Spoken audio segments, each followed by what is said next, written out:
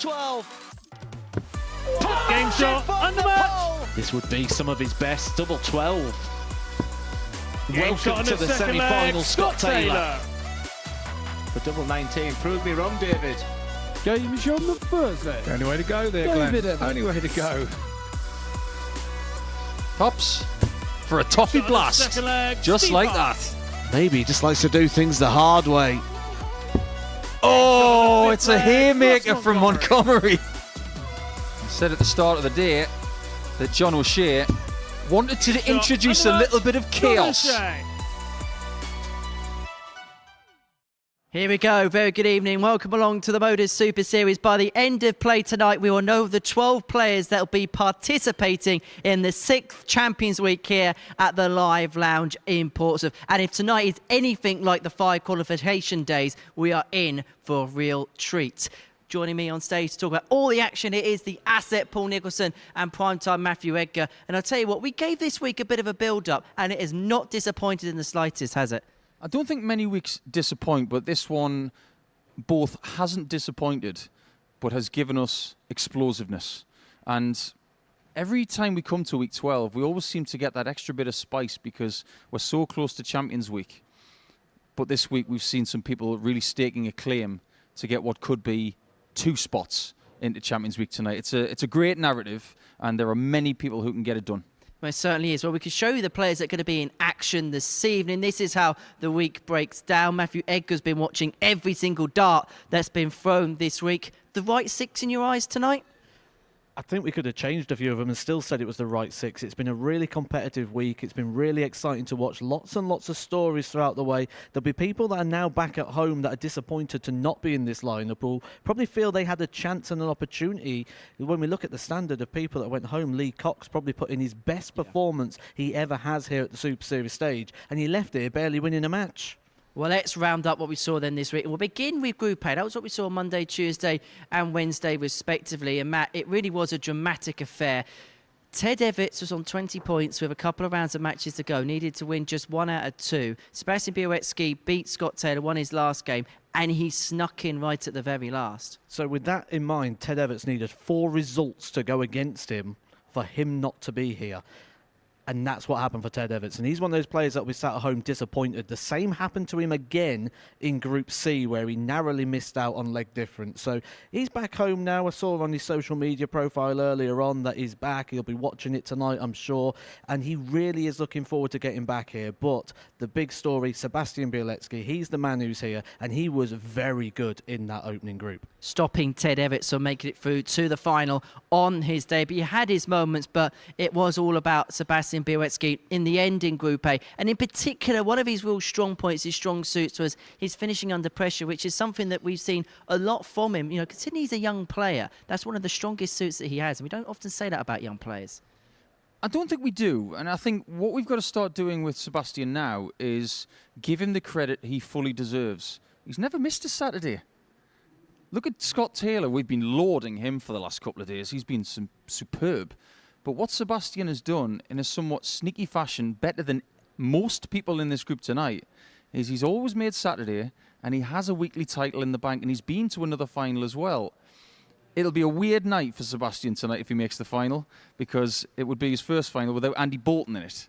But he has been superb this week. Easy for us to say that because he won Group A. But the fact is, he's played better in a Group A campaign this week than ever before. Don't forget as well that Sebastian Białecki on this stage on a finals night is the man who stopped Luke Littler from completely running through this field on a consistent basis. Luke Littler, the back-to-back champion, only stopped by Białecki in that semi-final. The other player that really stood out in Group A was Scott Taylor. Really came out the tracks fly. We saw 107 averages, saw 104 averages, and he then continued that throughout the course of the week. He found consistency within his game as well. Monday he was brilliant, but he just dropped off at times. He then found consistency within his game for the rest of Group A, but we know the story of Group A. It got very tight and bunched at that top, and when he lost that game to Białecki, he knew it was a Group B campaign, and he came into that group very fired up, very determined, and I've really liked seeing this evolution and this growth of Scott Taylor. I've mentioned it so many times this week already, but he's aware of it as well. If you remember that interview we had with Scott Taylor yesterday, he was aware now that he's not just rolling over and giving in.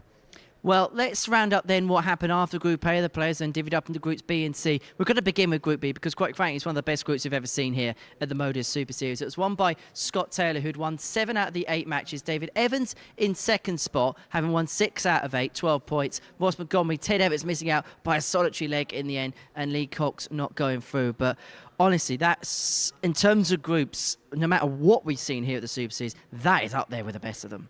Before we had that match yesterday in match 5 between Montgomery and David Evans, the man who was sitting next to me in the commentary box was saying, this is the best Group B I've seen.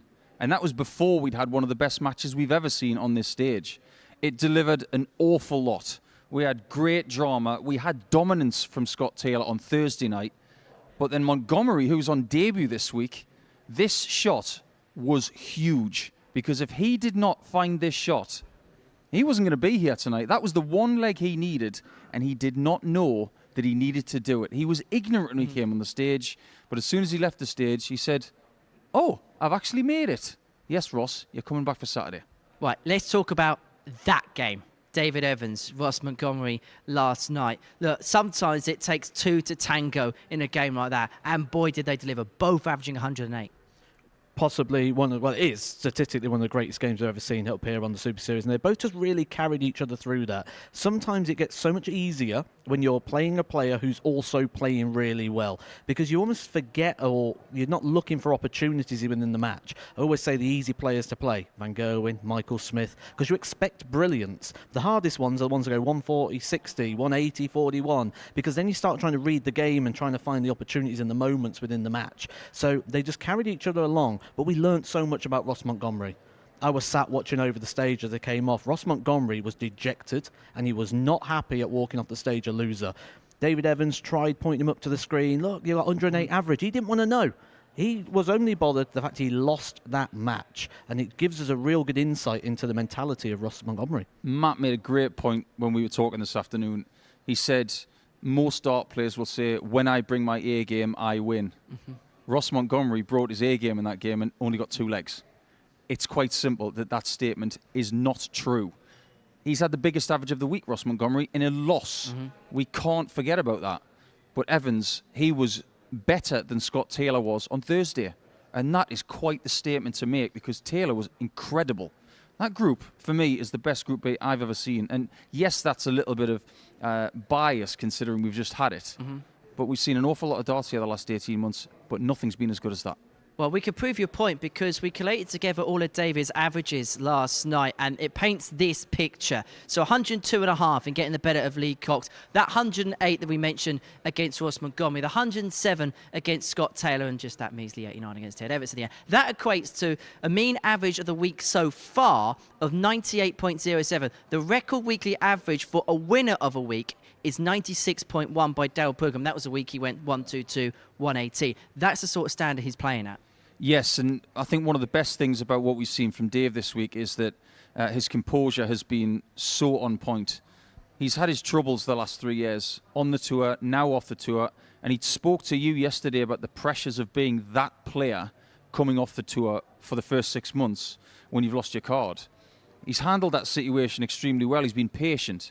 But now that he's playing with these numbers again, I am thrilled to see the Dave Evans of 2020 back, because when he's playing this well, he is just brilliant. And in that game with Montgomery, Matt, it was just a case of us sitting back and saying, well, they're just not going to miss, right? And that'll mean something to David Evans as well, to have those stats and to have that performance and to do what he has done here. He'll take that a lot and take away from here, but I tell you what, his friends aren't going to thank him too much, because they're going to see that slide many, many times over the next 3 to 5 years. Well, it certainly was an intriguing Group B, and I'm sure we're going to be talking about that game for a long time to come. Group C was our centre of attention on Thursday and Friday afternoon. It was won by John O'Shea, Steve Hine in second place. And I've got to give credit where credit's due, because me and Matt were stood on this stage on Wednesday afternoon. I asked him who was the two that's going to go through. You said John O'Shea and Steve Hine. They were the two that made it through. Yeah, I'm not surprised to see that being our top 2 of that group. The one surprise I did have was the performance of Bradley Brooks, but the way he turned it around from one day to the other, I was really excited to see that he actually topped the table in day 2's table if we were to reset. So for him, it'd be nice to see how he'd get on in the entire week. But for me, the right two got through. Steve Hine this week's been absolutely brilliant. He's been so consistent, and he's shown as well that he can peak having that average of 102. Matt makes a great point about Group C because it proves that it's not all done on one day. We've talked about that Scott Walters situation from over a year ago. We bring it up all the time, and sorry, Scott, but with Bradley getting 8 points on Friday and leaving us after that, that actually will improve his confidence a little bit for when he comes back. In terms of John O'Shea, and I want to get both of your takes on it because we interviewed him after he won the group in the end, and there was a lot of philosophical stuff about it. He's been through a lot on and off the hockey, obviously just dropped off tour, but even though he won the group, it felt like he was still searching for something maybe a little bit more. Dart players are never happy, Henry. It's as simple as that. We're always looking for more. As far as John is concerned, this is the start of his next journey. He's a World Masters champion from 2019. Maybe that came out of the blue, and he was put under pressure more in the coming seasons after that. But I think that the pressure that he's feeling now is he's got to be one of the bigger hitters coming here this year, and he wants to perform. He's happy with the number 1 spot in Group C. Is he happy with his level of performance and consistency? No. But his interview on Thursday afternoon, Matt, was really telling. He didn't know where his form was at. I still don't think he knows. I spoke to him before we came on air, and it was quite an interesting chat because it was actually quite hungry, and there was a lot of sort of desire in there for John O'Shea. He talked about unfinished business. He wants to get his tour card back. He's going to keep going back to Q School until he physically cannot go because he wants to go put things right. He doesn't feel like he's fulfilled what he wanted to do. And I just think maybe he's looking for a little bit of perfection at times. He's looking for something more because he won a group here on debut. And I'll tell you what, he didn't look like a group winner when we was having a chat with him. Well, let's get into tonight's action then, shall we? These are the fixtures for this evening's play. Groups in alternate order. So Group 1, first game, Sebastian Białecki, Steve Hine, followed by Scott Taylor, Ross Montgomery, so on and so forth. Until we get to the semi-finals, that will be live from 10 o'clock on Sporty Stuff TV, and then the final will be around about 11 o'clock. Right, let's show you then the outright betting for this evening's play, because they have Scott Taylor out as 5-2 favourite. Is it perhaps naive to say that because of the way he played yesterday, 3-1 is just way too big on David Evans? Yeah, but somebody's got to be in that position, haven't they? Dave did not win the group, remember. You can play astonishingly well on a finals night and not win. Look what Dom Taylor did in week 2. He was unbelievable in Group B, but didn't win the week. So we have to take note of previous behaviours. If Dave wants to win tonight, and he could, 3-1 does look big, but it's a very tough ask against a great crop of players. And then in terms of anybody as an outsider, who would you say would be the best one in the mix? It's such a hard night to get involved with on the punting side of you, so good luck to everyone getting involved is what I say. The thing you've got to do tonight, hit the ground running. In this sort of group, you cannot be chasing at the back end of the group. If you come out and lose heavy in that opening game, I think it's going to be curtains tonight. Well, let's have a quick look at the bet builder then this evening. This is what you're punting on at home. Pays just under 9-1. Most 180s for David Evans in the game against Steve Hine at 6-5. The game between Białecki and Hine, that's our first game up on stage. That's to go under 5.5 legs at 11-8. And then John O'Shea to get the better of Ross Montgomery. That pays just under 9-1 this evening. It's 18+. BeGambleAware.org if we're going to have a flutter on the bet builder or anything to do with the MODUS Super Series tonight. And it's quite an exciting night because we're in week 12, the finals of week 12. We know now who the winner of the MODUS Super Series is going to be. It's going to be somebody that we're going to see either tonight or next week. Yeah, that's what's really exciting. When you look at other challenges in the United Kingdom, particularly MasterChef, when they get to a certain stage, they always say the winner is in the room. The winner could be in the building. And as far as the people coming back for next week, they're going to have to watch tonight to see who one of their biggest challenges is going to be. Well, it's going to be a very interesting night. Someone is going to pick up the crown around about this time next week, but we're going to find out the final identity of that Champions Week field. We kickstart this evening with Sebastian Białecki, who's looking to make it back-to-back appearances at the big occasion here on the South Coast. He takes on Steve Hine, who's enjoyed a dream debut week here in Portsmouth. And if you want to be here next week for the big occasion, there's a few tickets available for Champions Night. We'll take a look at this.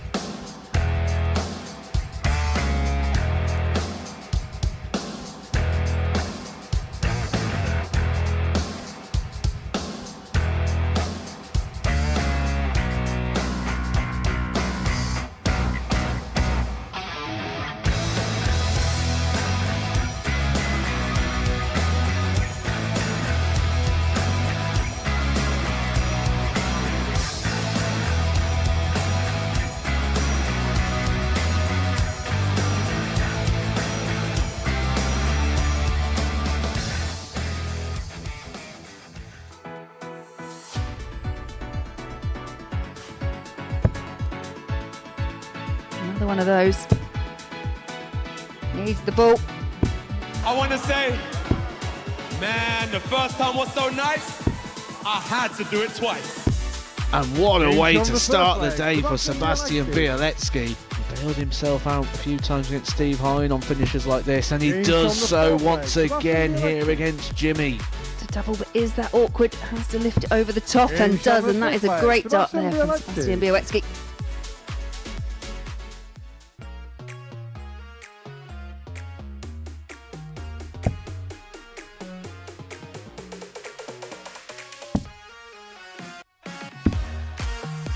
Game shot on the second leg. Big 2-9. moments here. Interesting. Game shot on the mat. Tops for a toffee Shot on the blast. second leg, Just Steve like Hine. that. He needs to step up. Step up. Game And shot there on the he third does. leg. The final countdown to the final frontier is on. In 7 days' time, we're going to be crowning a new champion here at the MODUS Super Series. The final name, the final identity in that Champions Week field is going to be named tonight. Sebastian Bielecki has been there before. He was there the last time. He hit a 9-darter at Champions Week, while Steve Hine knows exactly what big occasions are about. The ADC qualifier on his debut in this competition is hoping to go all the way to the jackpot. Two former UK Open quarterfinalists going toe-to-toe in this particular battle. Our first of 9 that we are going to be seeing this evening on the South Coast. It's a very good evening once again to our commentary team that's going to be describing all the action. It's Matthew Edgar and Paul Nicholson. Finals night in week 12 then. Here we go with our audience waiting for action. We are eagerly anticipating what will happen next as we finalise the Champions Week list of players. Come tomorrow morning in the early hours, we will confirm the 12 combatants who will battle for £20,000 in 7 days. Mark your calendars for next Saturday night. It will be competitive here tonight because myself and Matthew Edgar, who will be my co-commentator, we have been treated over the last couple of Thank you, days ladies and the first 3 days of the First week, leg, it's which saw Sebastian to throw Bielecki win first. Group A. We've seen Game on. some rather impressive stuff. Every now and again, Matt, we have to say hand on heart that some weeks are just a bit edgy because we have new players who are looking to do things they've never done before. This week, the brilliance, the experience, it's all come to the fore. This week has 100. been sublime. Well, you can say about having to do things they haven't done before. Steve Hine's looking to do something in his opening game that he's not been able to do this week. And that is beat Sebastian Bielecki. 136. Winning on Monday, 4 legs to 3. Tuesday, again, 4 legs to 3. Before a 4-1 victory 45. on Wednesday for Bielecki. But, as we know, Saturdays are so different. And just to echo what I said up on the stage with Henry Deacon, this first round of fixtures tonight 87. is vital. Because sometimes in the first lap of fixtures, if you do go down, you think, well, I can maybe make it up in the next one. 24. This is a pool today with 6 sharks swimming.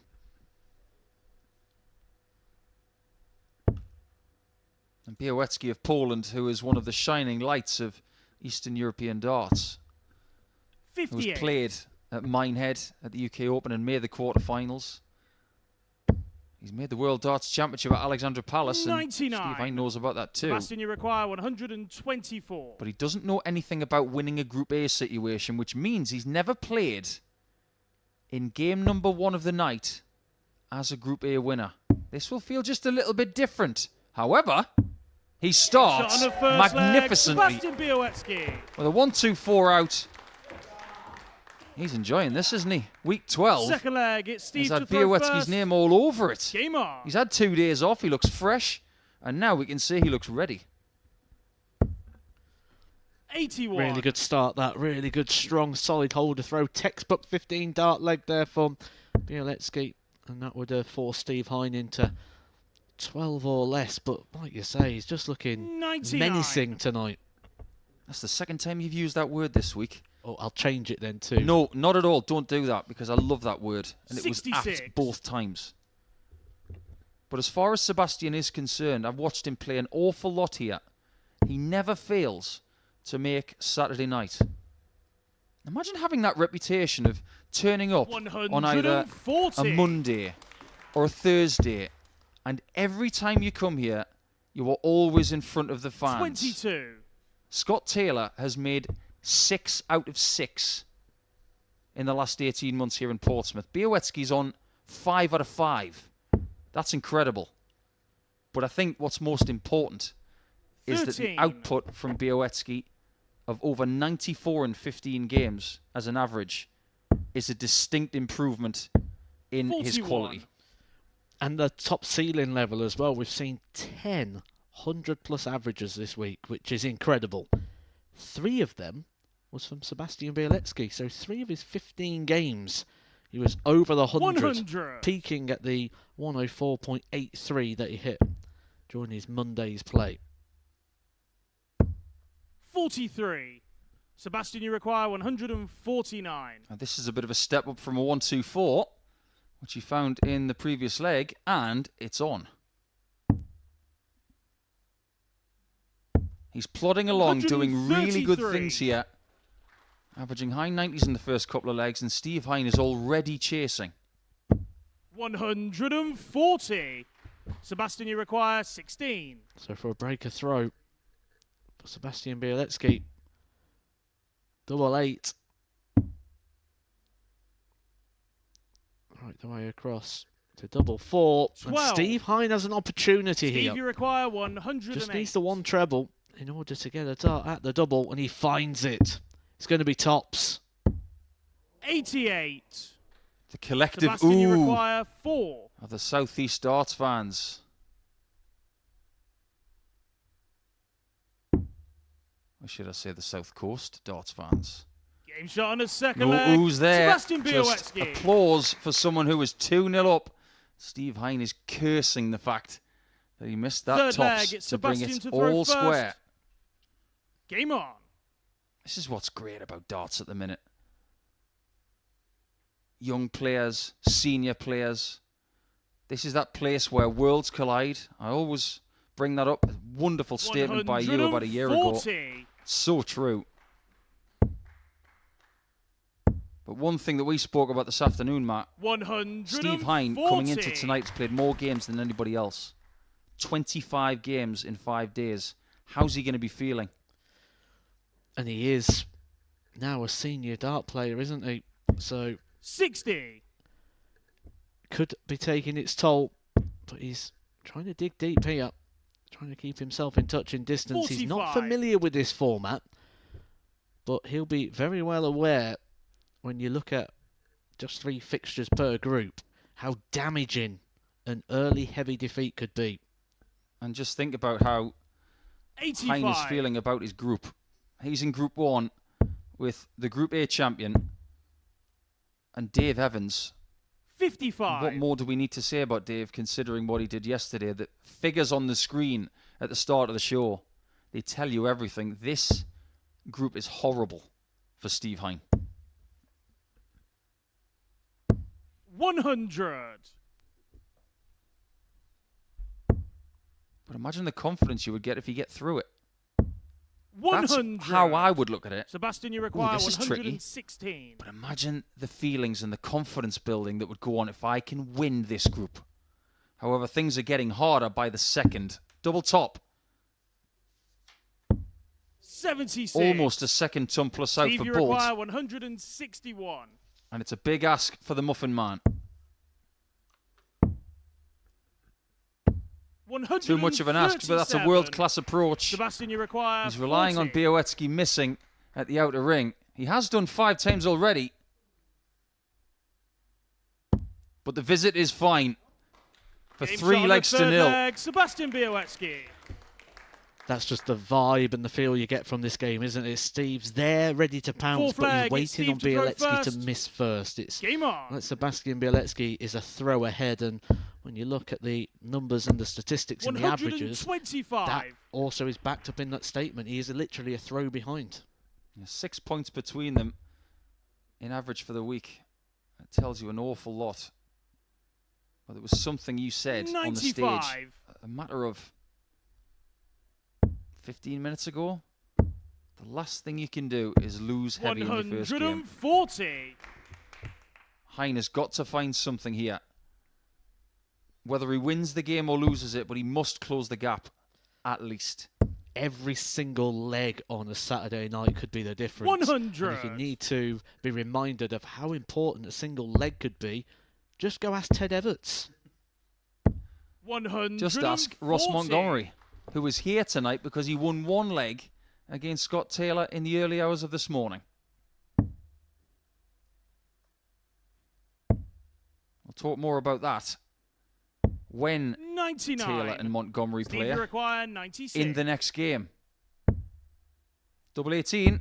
Game shot on A fourth wonderful leg, 11 dart Steve leg Hein. from Steve Hein. That's a 3-star muffin leg, that one. Every now and again, Fifth all he can do leg, at the back of the Sebastian stage is to say, throw first. that is wonderful. Game Let's on. move on to the next one. And that's what Białecki's doing right now. Can you see Białecki taking a step forward this year? Because when he made the 96. quarterfinals of the UK Open a couple of years ago, yes, that was nearly 2 years ago. Can you believe that? A lot of people put pressure on him to do more 41. after that. He did bits, but I think this ability to show patience in his progression is one of his biggest strengths. He's not doing what Littler's doing. He's not doing what Bradley Brooks did at the age of 16. He's not exploding onto the scene. 100. He is just picking away at his progression like a blunt axe on a thin tree. 100. Every year at this point for the last few, I've always thought Sebastian Białecki is going to do it this year. He's going to do it this year. He's yet to find himself on that Pro Tour. He's very, very close using the 100. Development Tour Order of Merit last year, and maybe that's where he's going to find his best success, because when you look at the players that are on that tour, you're going to put him 41. in the top sort of 5 or so, once again, of the Development Tour. And maybe that's his route to the tour card and back to the Palace. I think so too. I think he will have a phenomenal Development Tour season. It'll be hard to beat. 100. And I suppose many players of his ilk would say, we're not frightened of anyone, but 140. I think those Dev Tour players are Sebastian, thinking, you I'm require glad that Luke Littler's not playing this 105. year. 105 for the win, and an ideal start for the poll. Looking at the 15s.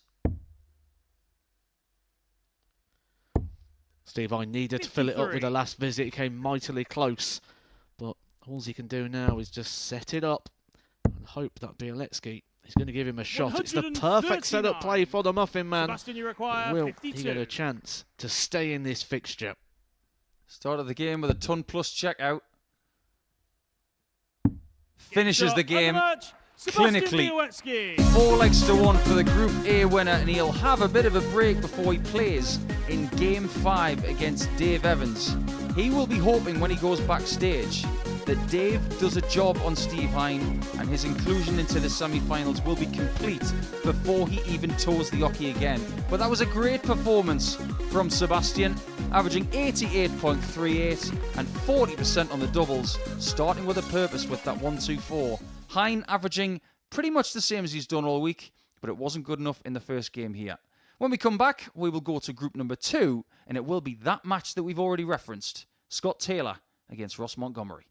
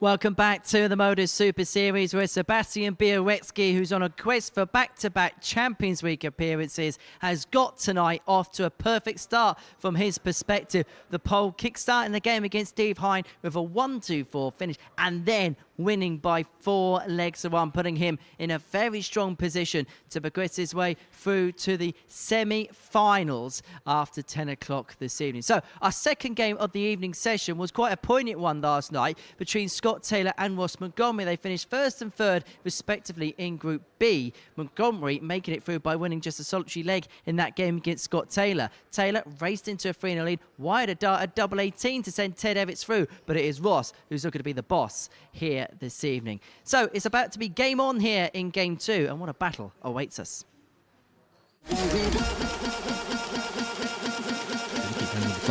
Until you give me one. But he's had one of these hit against him already today, has Steve Hine, and there's another one. Doesn't have the longest streak of wins. Scott Taylor has got a 1-4-1 though for a 15 darter. Taylor for 112 to stop Ross from getting a shot at that very number. Double top. That's why we rate him, Taylor, because he's just very, very good.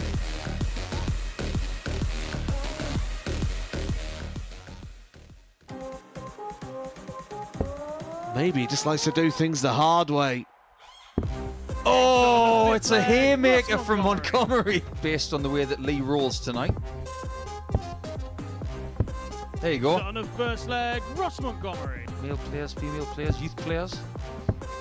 Double 8 for Ross Montgomery. He's got his photo on that wall. Shot on the third leg. And that's Ross a wall-worthy Montgomery. shot to get a 2-1 advantage. Seconds out, round 3 between this pair at the Super Series, and if the drama is anything like their first 2 duels, well, strap yourself in for what should be a very interesting 15 minutes or so to come. Scott Taylor goes off as the bookmakers' favourite to pick up the final spot at Champions Week. He made it through in Series 3, and he provided one of the best performances we've ever seen in a weekly final to dispatch of Andy Bolton, the man from Bolton. Is Scott Taylor up against Ross Montgomery, twice Dutch Open champion, one of the hardest open competitions to win, over 3,000 entries in that particular tournament. He is hoping to taste more televised success here at the Super Series. Watching this one down in the commentary box is Paul Nicholson alongside Matthew Edgar.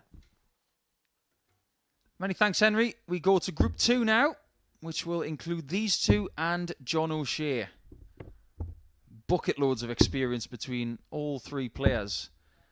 And I'm sure there are plenty of people watching this tonight, Matthew Edgar, who will think that Scott Taylor's participation in the Final 4 is surely going to happen based on his level of productivity over the last few days. He has had downs this week, but if you're going to have them early in the week.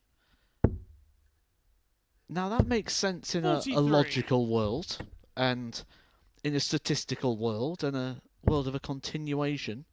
However, that's not how it works in live sport.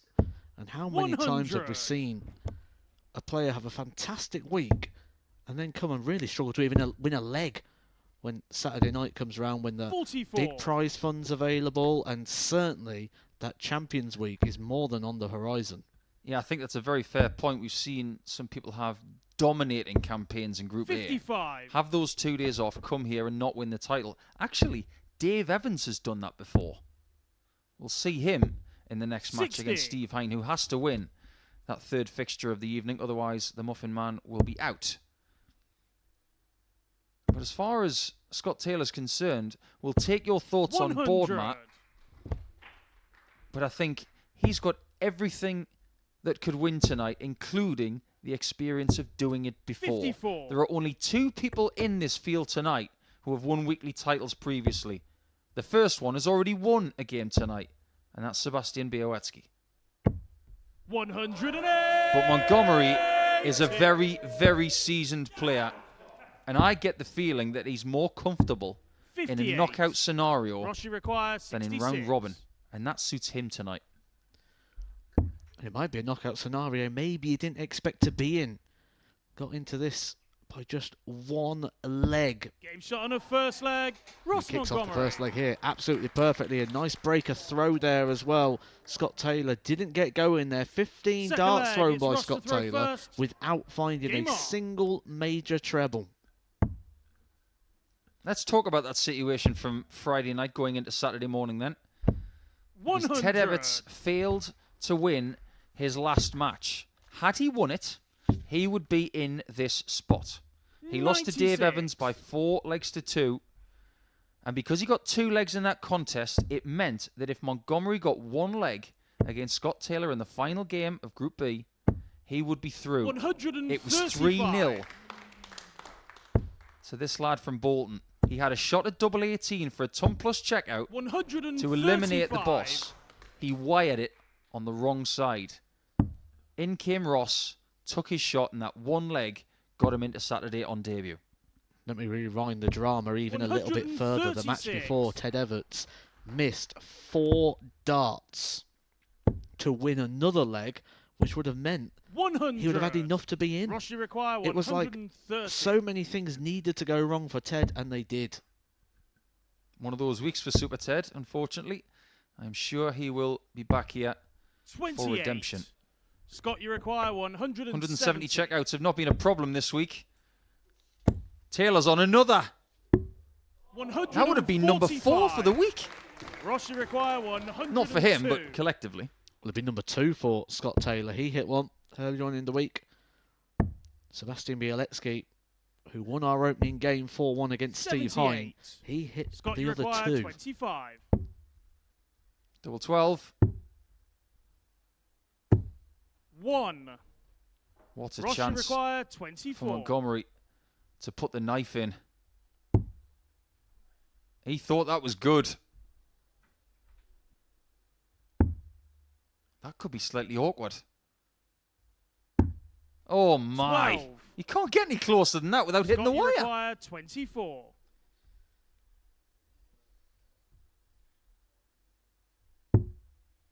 Great marker. That one's a bit better. No score. Wow. Ross, you require I didn't 12. see this coming, and I don't think Montgomery did either. Can he take full advantage and get to the halfway point? And again, he's got the flight in the way. He might have to go high here. And he's got a Shot nice on his kiss into second that leg. one. Ross It's Montgomery. 2-0 to the boss. What's going wrong for Taylor here? Well, that Third would have leg, hurt it's even Scott more to as throw well, first. leaving it to the very last on. dart. If you could plan how to win a leg, that's how you would do it. You'd leave it to the very last second. 82. Let your opponent have all that hope and feel like they've got the opportunity and then snatch it away from them at the very end. We've now got 2 180s for the night, both coming in this game. One for the boss, 95. one for Taylor. This is not a position that we found him in the last couple of days. He has been dominant the majority of the time in the last 2 evening sessions. 99. This requires a different quality to come through a game like this. When you're dominant, you just put your foot down and keep it there. But when you've had misses, you've 95. got to take that metaphorical punch and still believe you can win. 58. Looks like a James Wade style dart that Scott Taylor uses. Do you think that's right? Yeah, it's got that vibe to it, hasn't it? 100. Not sure what Scott, I'd you compare require Ross Montgomery's to. They're very 164. unique. Aren't they just? They look like custom darts that have taken an awful lot of intricate thinking. 128. Great thinking there from Taylor. Double 18 left after 12 is a distinct improvement in his first 9 to 12 darts in a leg so far here tonight. 25. Scott, you require 36.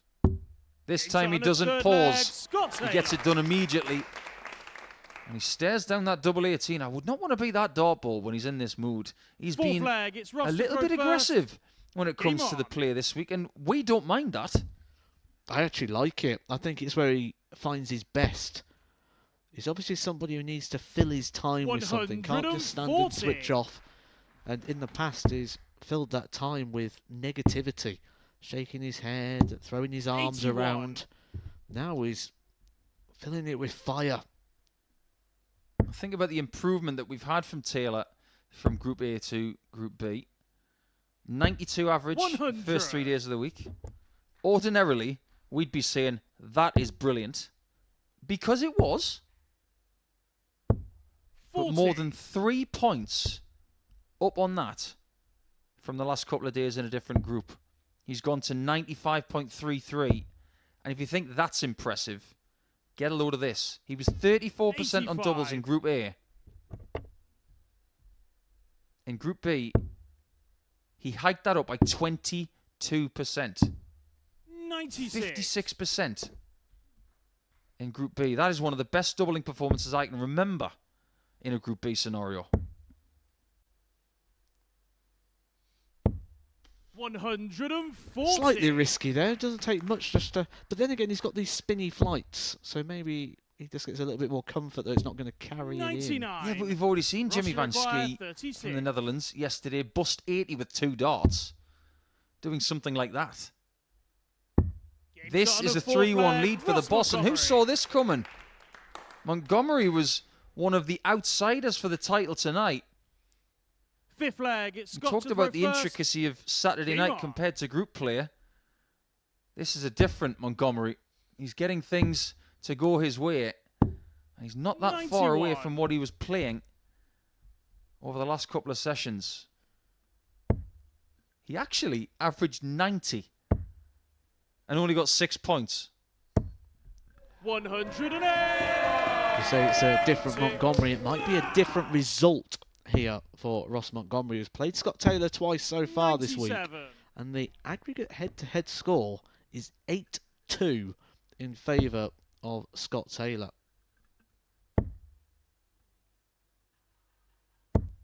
95.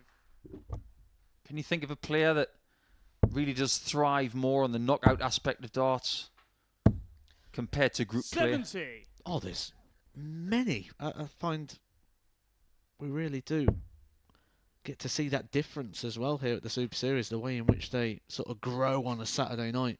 I always thought Phil Taylor was like that. Group play in the early World 42. Championships in the PDC. You think about Grand Slam of darts, even Championship League darts around 10 years ago. He did have some frailties 137. in group play, but when it was slightly longer format, albeit here it's not longer format, it's always best of 7. But when it was knockout darts, he would turn into that more focused beast. 84. Are we getting that from Scott, you Montgomery require tonight? He's got a 106. match-winning shot, but only if Taylor misses this. And he has. So Montgomery could have 58. 1 Russia foot require in the last 100. 4 if he takes this 100 checkout. Oh no. It's the only place on the dartboard he could have hit without leaving a finish. 60. Somewhat Scott, you require flamboyant leave. 48. But I think there was a bit of frustration in that last dart. He's Game left shot on the fifth frustrated because he leg. can't Scott win the match Taylor. 4-1 now.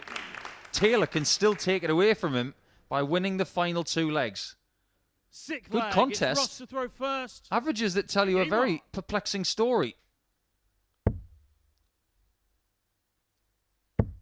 82.16 for Taylor. 60. After that 60 from Montgomery, he's gone down to the high 87s. Taylor should be sniffing an opportunity here, because this is the leg 100. that will put him back to being favourite again. And he really does make the most of that missed opportunity from Ross the Boss. A treble-less start. 4 180s in this game now. 100. We saw an awful lot of games yesterday, and one of the best nights we've ever had here in Portsmouth. Oh, he was thinking about it 125. there. I was trying to take his mind off it by not even referencing the perfect leg there. But one game yesterday, and it was between these two, that went less than 6 legs 140. yesterday. I don't blame Scott Taylor for thinking of the 9, because my mind was wandering there. We have had a 10-darter already this week. What a ridiculous leg of darts. To leave 16 after 9, he's had 8 treble 20s in this leg. 140. Scott, you require 16. That's how you do it. 10 darter. Scott Wonderful Taylor. from Scott Taylor. A single 5, a double 8, and 8 treble 20s for 501. 7th and final Wonderful leg. leg It's of Scott to darts. throw The best first. of the night. Game Will it be on. the best by the end of the night? I wonder. Montgomery had his chance to win this game when he had 100. 140. He's got that treble 20 on the edge of a string now. He's just feeding them in there. It's the quality we've been talking about all week for Scott Taylor. 12 months ago, he lost this game 4-1. This is the bit that has been missing from Scott Taylor that puts him back on the Pro Tour. 97. The place he has been before, reaching a Pro Tour final, just going down 6-4 in the end to Michael van Gerwen. Did book himself a place at the Players' Championship Finals in Minehead. 108. My word, if you had a little flutter tonight on over 1.5 180s in this match, you are laughing. 45. 6 in the game. Please remember, over 18s only. BeGambleAware.org for more information on responsible gambling. Gamble responsibly, if you please. This game is not 54. over yet. One mistake from Scott Taylor could mean the boss could pounce.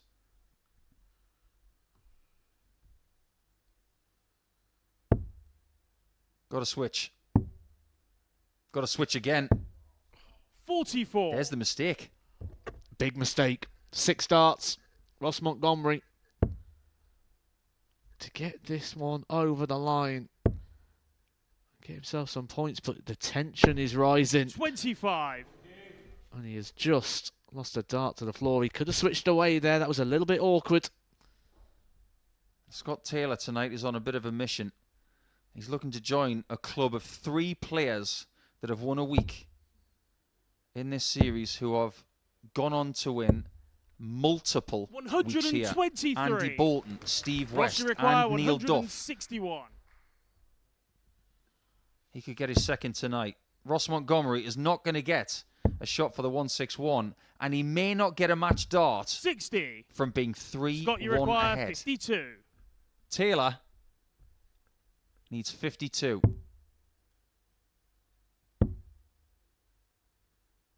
And he Shot wins a tight one and undermatched. comes Scott back Taylor. from 3-1 down. And over the last 3 days, Ross Montgomery has been cursing Scott Taylor. He's beaten him 3 times. But I know the games in the Group B situation were important, but that one was very important. Montgomery's not out of it. He's going to have to win his next game against John O'Shea in Game 4, possibly by a margin. But that was a really good tight match to start Group 2. We'll go back to Group 1 when we come back. Steve Hine has to win against the fancied Dave Evans, otherwise the Muffin Man will be put back in the oven.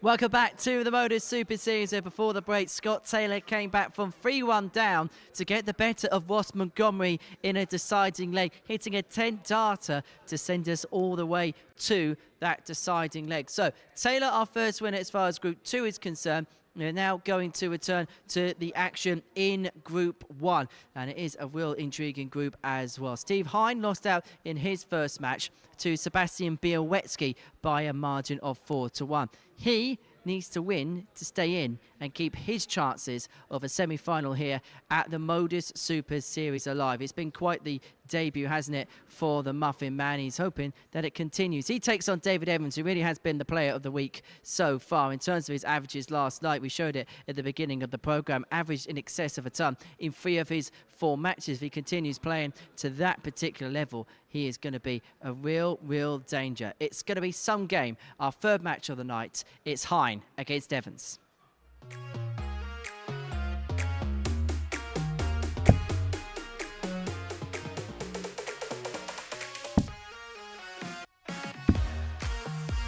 Game shot on the second lane. Big moments here. Interesting. Game shot. Wow. Tops for a toffee Shot on the blast. second leg, Just Steve like Hine. that. He needs to step up. Step up. Game And shot there on the he third does. leg. One of the best compliments you can pay a dart player on a scoring visit like that. 7-7. Oh, yeah. A 15 darter.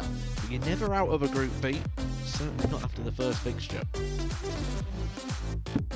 However, Shot on the he is third 3-0 leg, down. David Evans. First dart in the 60. Yes. Second dart in the middle of the single. Yes. Double top. Anyone? Anyone? Bueller? Shot Anyone? on the fourth leg, David Evans. Phenomenal.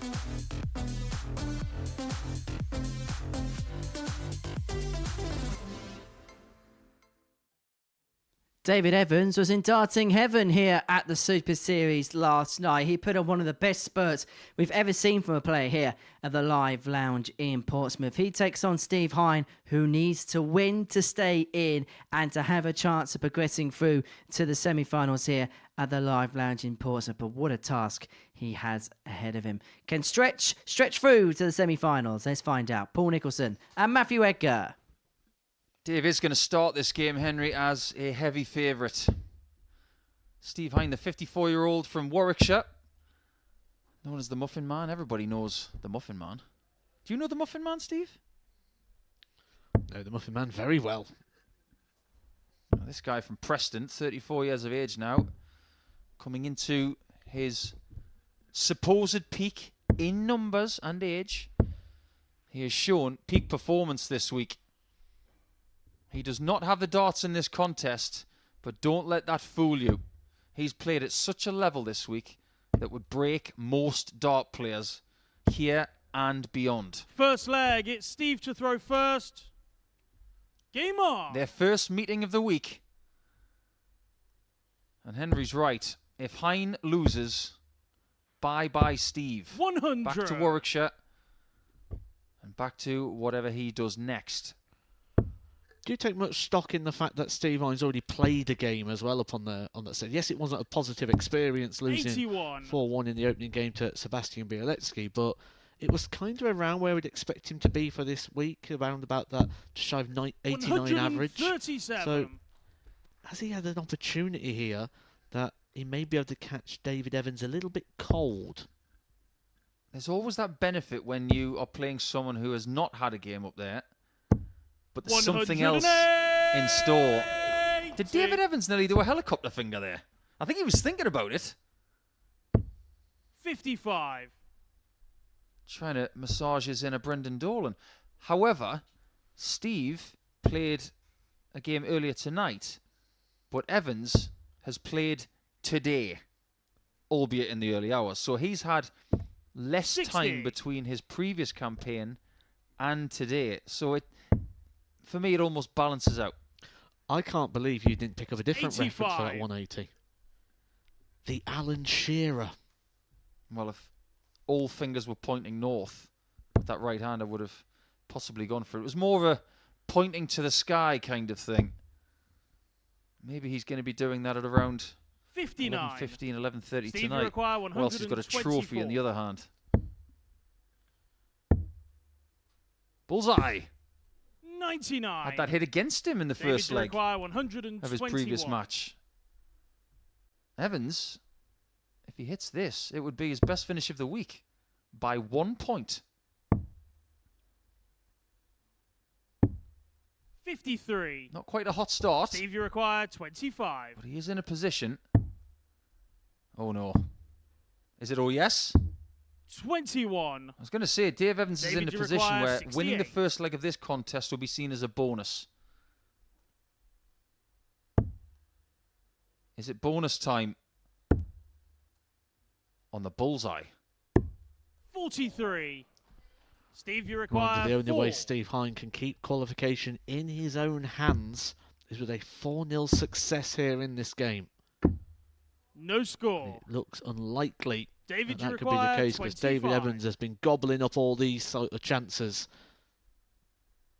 Yeah, 45% on doubles for the week, but you've got to hit your singles as well. Happening to both players in this leg. No score. My word, that was far away. Steve, you require 4. So uncharacteristic from Dave. Couldn't have asked for a Done the better guy first there, leg, Steve Hine. Steve Hine. And somehow he gets over the line in the first leg there. And you can see how much he was relieved by Second that. leg, it's David to throw first. He may have just used up one of his Game lives. Bit of tension there in David Evans by the looks of things. Just looking to try and ease into this fixture. We saw the same with Scott Taylor, and then look how he kicked on at the back end of the game. Yeah, don't panic, don't panic. 44. Use that first leg. You just say to yourself, it's okay, only 1-0. I'll hold here, then we'll go into best of 5. Try and see the positive side. We'll be saying that about John O'Shea when he plays Ross Montgomery 140. in the next match, because it was anything but positive at the end of Group C for the man who toppled Steve Hine 81. in that table.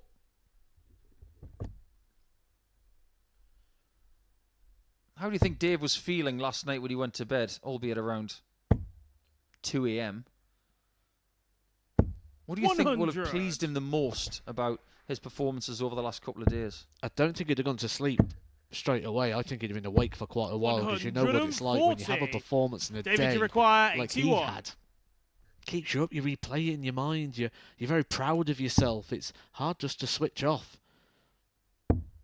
Time to switch on now, though. 49. Ooh, that was way too close for comfort. Got to sort these singles out. When you're going for a big single like that, I think the perfect shot is David, about you half an require inch under the 32. double. Don't go anywhere near that treble. Much done better a leg from second Dave leg, Evans there. David A Evans. cold start, but a hot second leg in 13 darts. That's more like it. That leg Third leg, it's Steve to throw completely first. eliminates the opportunity on. now that Steve Hine would have to guarantee his place in the semi-finals. He now just needs to make sure he wins this 134. game, gets the points, and then he'll be watching David Evans versus Sebastian Bielecki with different score lines or results he may want. We haven't had a 9-dart shootout in a while. How about 100. Hine wins this one by 4 legs to 1, and then Evans beats Białecki 4 legs to 1. That would give us a 3-way 9-dart shootout. We've had some close calls over the course of Series 6, but no 9-dart shootouts at all in this series.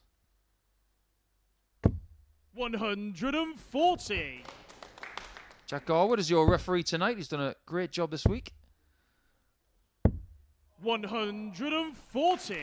Not just calling scores on that stage, you've got to be the sheriff on the stage as well and look after the players' welfare. Crowd management as well on a Saturday night. 55. No better place to Steve, watch you the require action, really. 167. Unless you are in the crowd and you can sit back, have a libation and see what happens next. 100. What will happen next? Could be Hine taking a 2-1 lead.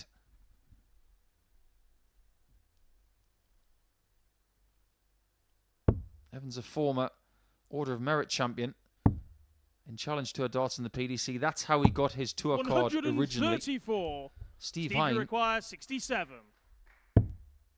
was a tour card holder because 47. he was there before the tour card was even David, you invented. require 72. Another one of those for tops to break. 52. Steve, you require 20. 3 darts in hand. Steve Hine, double 10 the target. 10. And that David, you could require be a 20. crucial blow in the hopes of Steve Hine and making the semi-finals here at the Super Shot on the Series. third leg, David Evans. If you need a statistic to prove what's happened in this match, it's all about Steve's Fourth conversion leg, rate it's on David the to outer throw ring. first. 1 hit from on. 12. He's had the chances to take a 2-1 lead and he's let it slip. He looks really likely on this 60 now, doesn't he? After that shaky scoring first 140. leg. Well, now the question for Steve Hine is what's left in the locker, what's left in the tank, what more can he give? Been here for 123. 5 days playing in the long groups, including the Bielecki game he's played today. He's played 26 matches across 6 days. That is an awful lot of times. It's not just the time you see up there on the stage. Steve's one of these that likes to 93. practice beforehand and get some good time in the board. He'll be here at least 2 hours early, if not closer to the 3-hour mark, 81. to start preparing and getting ready for this. So some serious time for Steve this week on the board. I don't have experience of playing 5 or 6 days here concurrently. 58. So I spoke to Chris Mason about what it was like when he did it. He won a week 12 back in October of 2022. 140. He said after 6 days of play, playing 29 games, that on that Sunday, he just wanted to be left alone so he could rest. He was finished. And he had to play Champions Week the following week. 59. Fortunately for him, Steve, you he require did not play in Group A. He had 157. 3 days off. He ended up making Champions Night. 59. And we David, do you have require a history of people doing 151. well in Champions Week off the back of week 12. 51 would have left tops. 91. This is crucial. Jet 119. In this short format, Steve, you the require last thing you can 98. do is let Dave Evans get closer to the finish line from this position. Double 12. 74. Oh, another close call. David, you require 32. And the story's kind of writing itself at this point for Steve Hine. It's the case of the missed doubles. Game shot And on the the fourth punishment leg, once again David there Evans. from David Evans. The opportunity, the chance that Steve Hine's got is just slipping Fifth away. leg, it's Steve to throw first. Game on. For the week, Dave is averaging over 98. One of the premier performances in Super Series times 98. in Portsmouth. But he has had games like this throughout the real purple patch he's shown. 41. He's not just blasting people off the board. He is still grinding in the odd game, and that's what this has been. It's only an average of 87. 99. But sometimes that's all you require. Just to put in that 17 dart range and be effective when you need to be. On the doubles, he has been 3 hits from 6.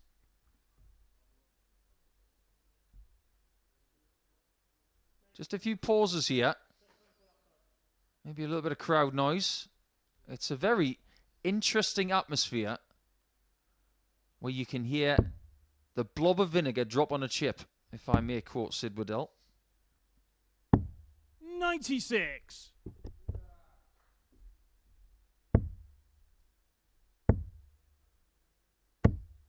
That's a wonderful 140 from Steve. Those big submarine-style darts with the add-on weight in the middle. When they hit the board, they're going nowhere. And they fly really fast 59. with those small flights. Steve, you require 164. 121. I posed the question not too long ago. What's left in the locker for Steve Hine after a long week of darts? He's digging very deep for a big second wind here. 162. Steve, you require 43. Great approach shot there from Stretch. Game shot on the fifth But his leg, lead is not going Steve to be Hine. 3 legs. He doesn't get to the finishing line, doesn't even get the chance to do it. Steve Hine is still in this match and Sixth still leg, it's in David the to Week throw 12 first. finals, but only Game on. just. He must break Evans now. He must win the last leg as well and hope that Białecki does him the favour of all favours in game number 5. 83. It wouldn't shock me one bit if we saw something like that, considering what we saw in Group B. 48. We have seen the tightest margins this week in multiple groups. I'd give up looking for logic now. Anything can happen. We've seen it all week. Ted Evans is probably 60. tuning in tonight going, I know exactly what they're talking about right now. Missing out on leg difference from 2 groups 59. of qualification to get here, to be on our finals night here. For the finals night of the series. Champions Week begins on Monday. Don't miss it. 140. It's one of the premier weeks 81. at this level of darts, and we will only have them 3 times this year, amongst a few specials weeks, because we got double trouble coming the week after 84. Champions Week, where it will be some of the greatest players who have ever played double start darts against each other for a full week, 140. including a former World David, Grand you Prix require champion Robert Thornton. We'll tell you 134. more about that later.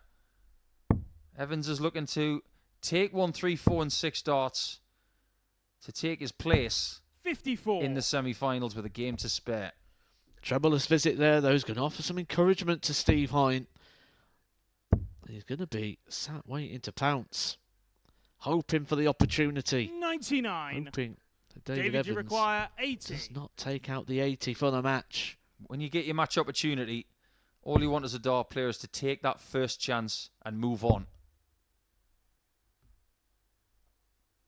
Does he move on? 60. He has to Steve, stay you for require now. 74. Hine is still cooking. Tops. Still Game shot on there. the sixth He leg, will Steve not give Hine. up. The Muffin Man has got 1 leg left in this group to try Seventh and stay final alive. leg. It's Steve to He throw must win first. it. Game If he on. does not, it's bye-bye.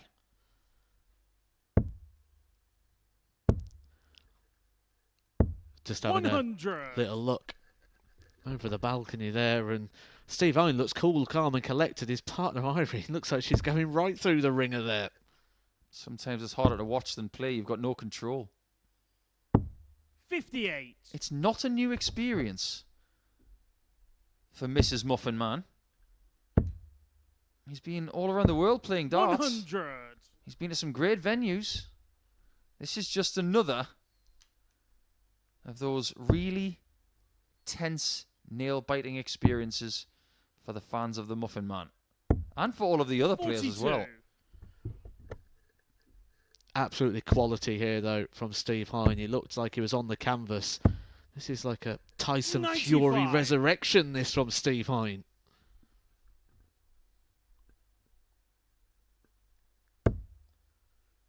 If the Evans from last night turned up in this game, it would have been over about 10 minutes ago. 60. Now think about it this way. If Hine gets the result, that means that Evans has got to beat Białecki, 60. who was impressive in his first game tonight.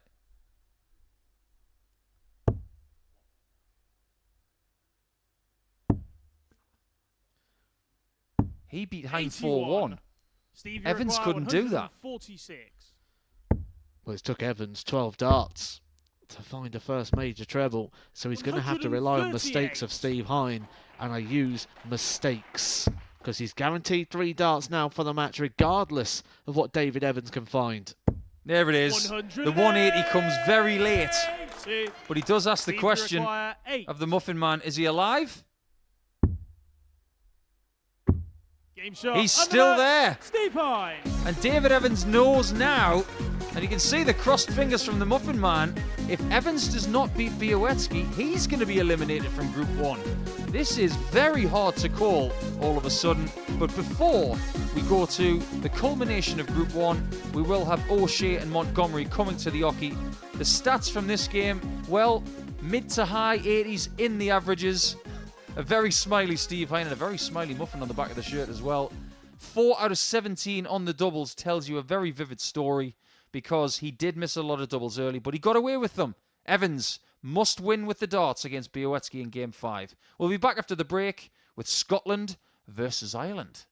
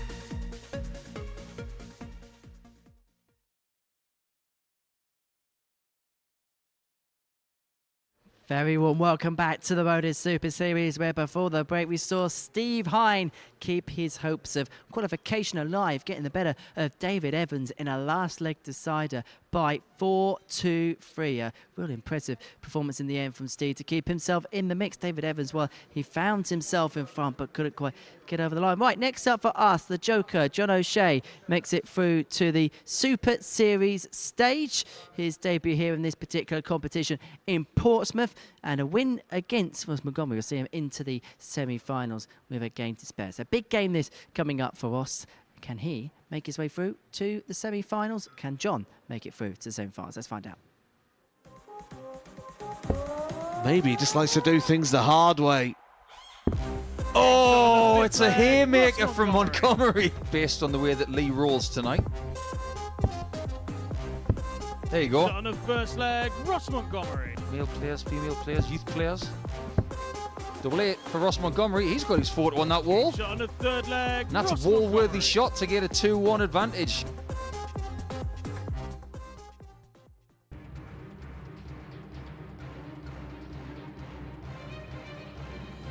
I said at the start of the day that John O'Shea wanted to introduce a little bit of chaos.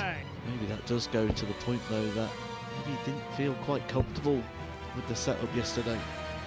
Oh, he got it right, all John right. first That's leg, John wonderful. O'Shea. Slightly unconventional. Bullseye for O'Shea. Game shot on the There it second is. leg, John O'Shea.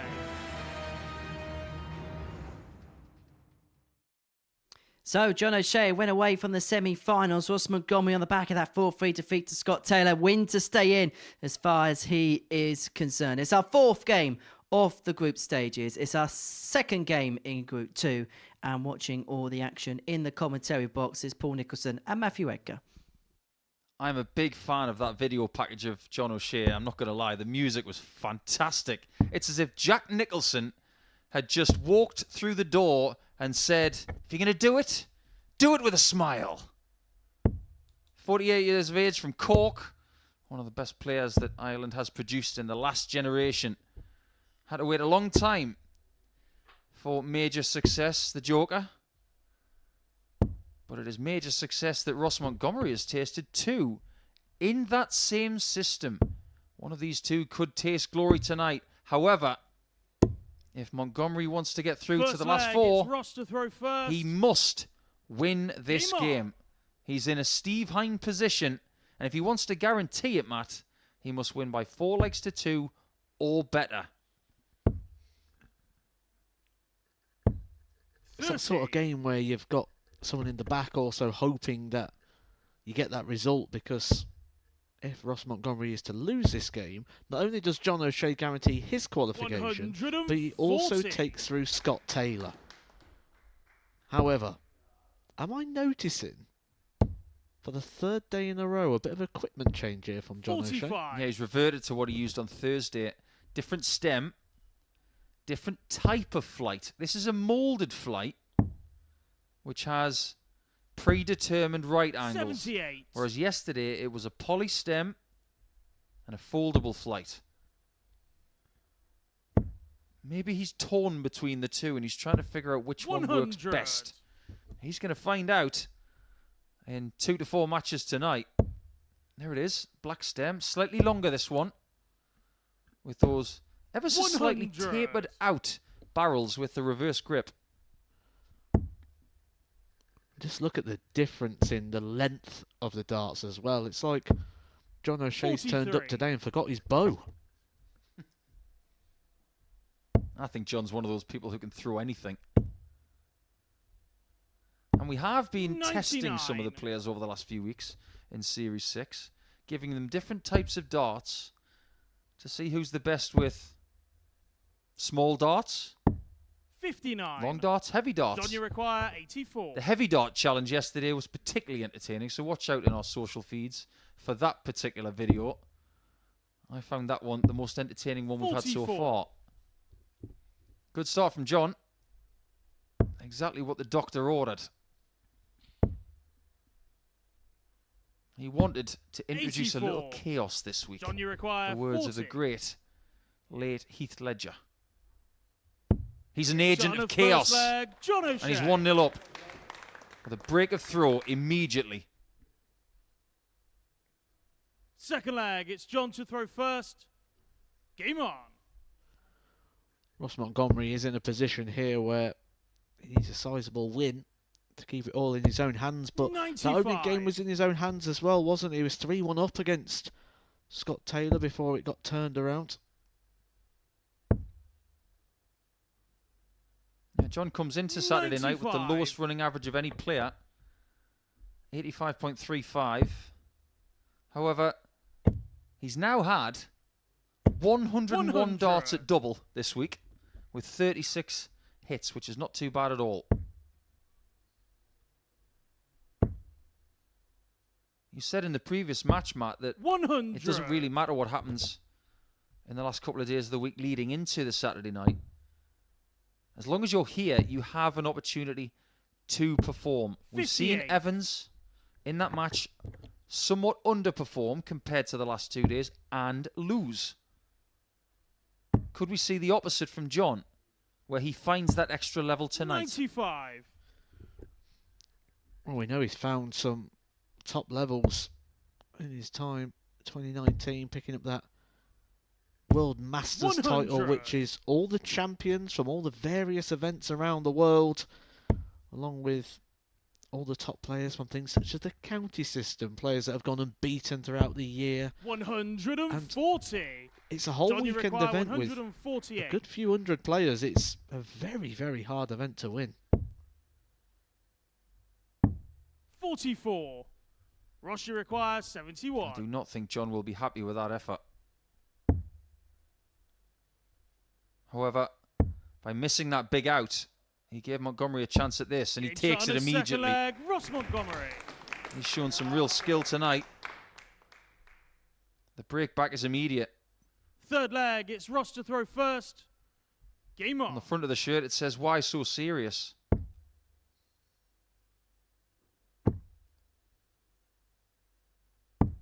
Famous 59. line from one of the greatest movies of the last 25 years.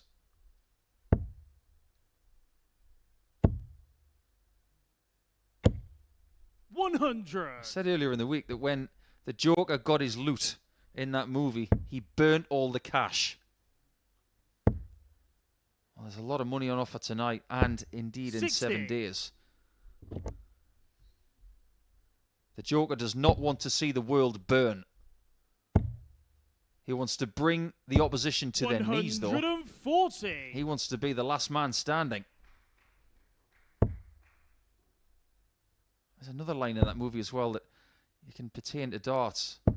135. Heath Ledger says, "You have nothing to threaten me with," when he's dangling over the edge of a building. And Batman has to try and find another way to stop the Joker. 140. How can the boss stop the Joker in this first game of his night? Well, first things first, limit him to 3 darts at double. That'll do it. 60.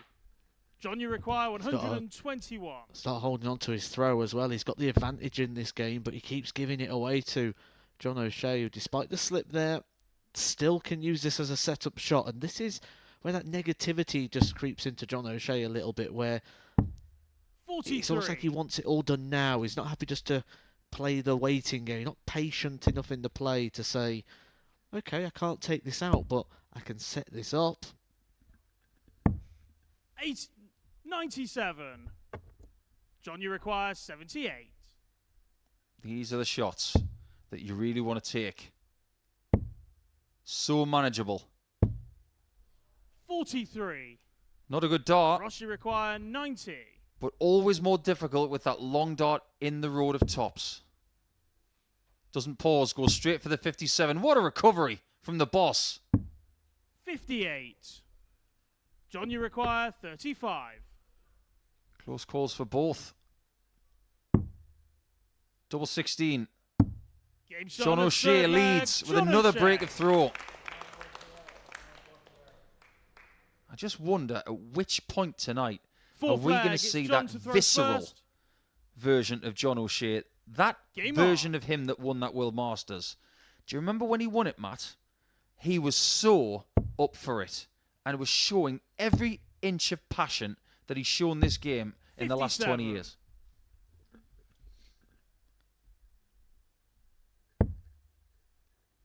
Was a big moment in the career of John O'Shea, and sometimes when you get those big 95. moments, it kind of brings expectation that wasn't there before you went to the event, because I'm sure he went there with the idea he knew he could win it, but did 60. he go there believing he would come back with that trophy?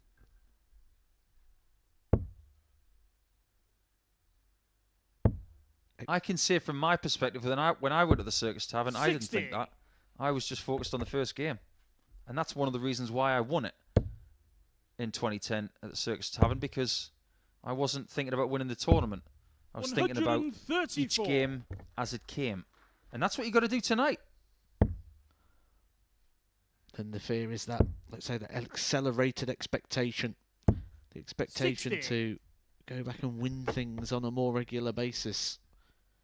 No one ever really has a victory lap in darts, and I think that's something that maybe sometimes you just need to stop and enjoy, because everyone's looking at 140. what's next. I think Michael Smith had a bit of a victory lap last year.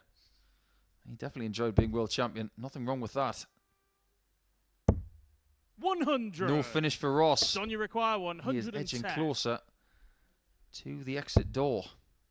John O'Shea could be one dart away Game shot on a 4 flag. He's John no darts O'Shea. away from 3-1. He's taken the ton plus check out. He's one leg away from getting through to the final 4. 5th flag. It's Ross to throw first.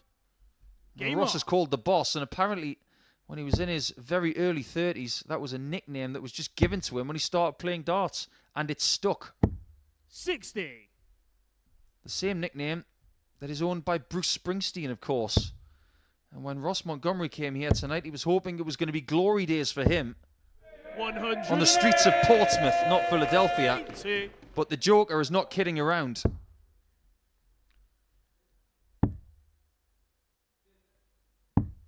$58.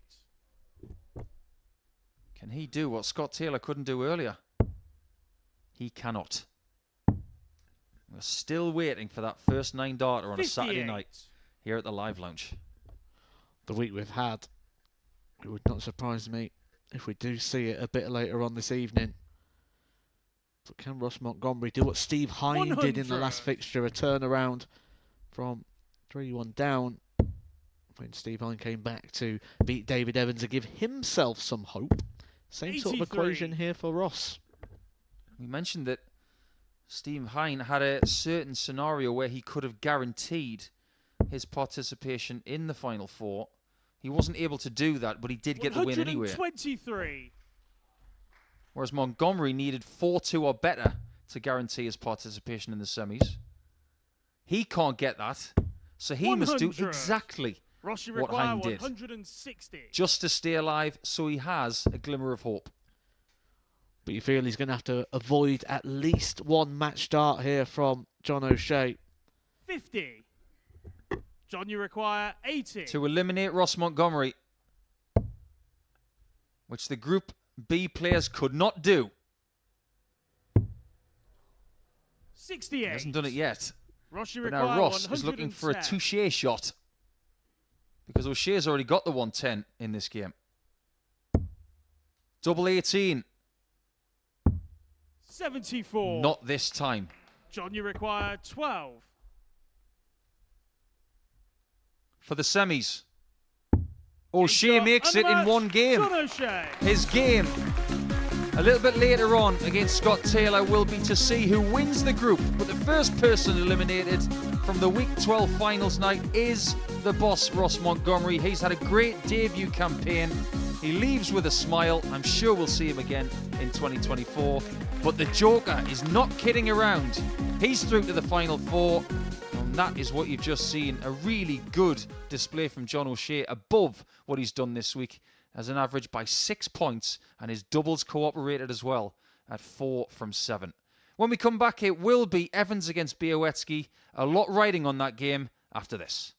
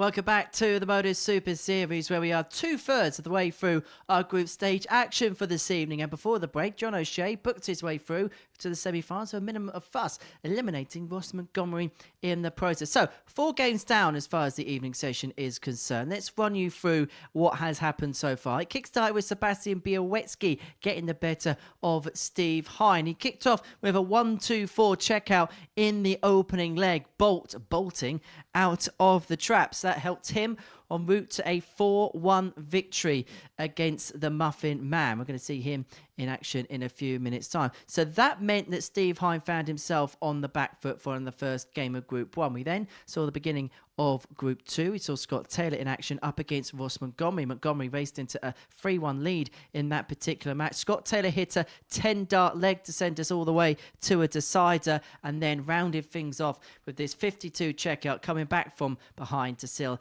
a 4-3 success. And the story of 4-3s continued in our next game. David Evans was in cruise control against Steve Hine, had the opportunity to make his way into the semi-finals, but Hine battled back, took it all the way to a deciding leg, hitting that 74 to send us all the way. He'd then go on and win by 4 legs to 3 in that deciding leg. Well, before the break, we saw John O'Shea get the better of Ross Montgomery, but this is just confirmation of Steve Hine making his way through to the helping his way through to the semi-finals, hitting this double 4 to seal a 4-3 success.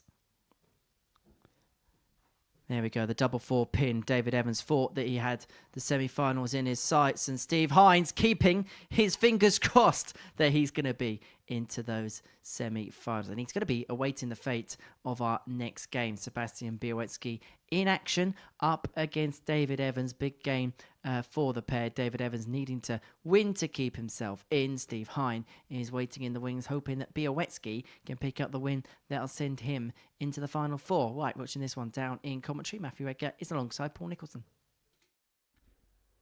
Here we go then. Game number 5. Białowski played in the first game of the night and has had a very long break. But he does now know that if he gets a certain amount of legs in this game, he is guaranteed his spot in the final 4. As far as Dave Evans is concerned, it is very, very simple. Does it really matter if he wins the group or whether he comes second? He's not thinking about that. Because of the fact he's got -1 in leg difference, all he needs to do to have a better set of numbers in the table than Steve Hine is win this game. He's effectively joining knockout darts a game early. And he's okay with that. I think if you were to ask many players when they come to this point and they're playing their second game of the Saturday night, if you have to win that game to stay in, are you okay with that? They would say yes. They don't want to have to win by a margin. First leg, it's David to throw first. Game on. Absolutely. Take that leg scenario out of it. Just get the points. Essentially now, this is the quarter-final. Quarter-final, semi, and the final. Absolutely well put. 57. I think it's one of the benefits as well that when you play second in the group, as in you're not doing what Sebastian's done tonight, you played your first game in 60. the very first match, you can see what's happened before and you almost get that double chance, don't you? Could have won the first game and been through. Because he lost, he's got another chance. 59.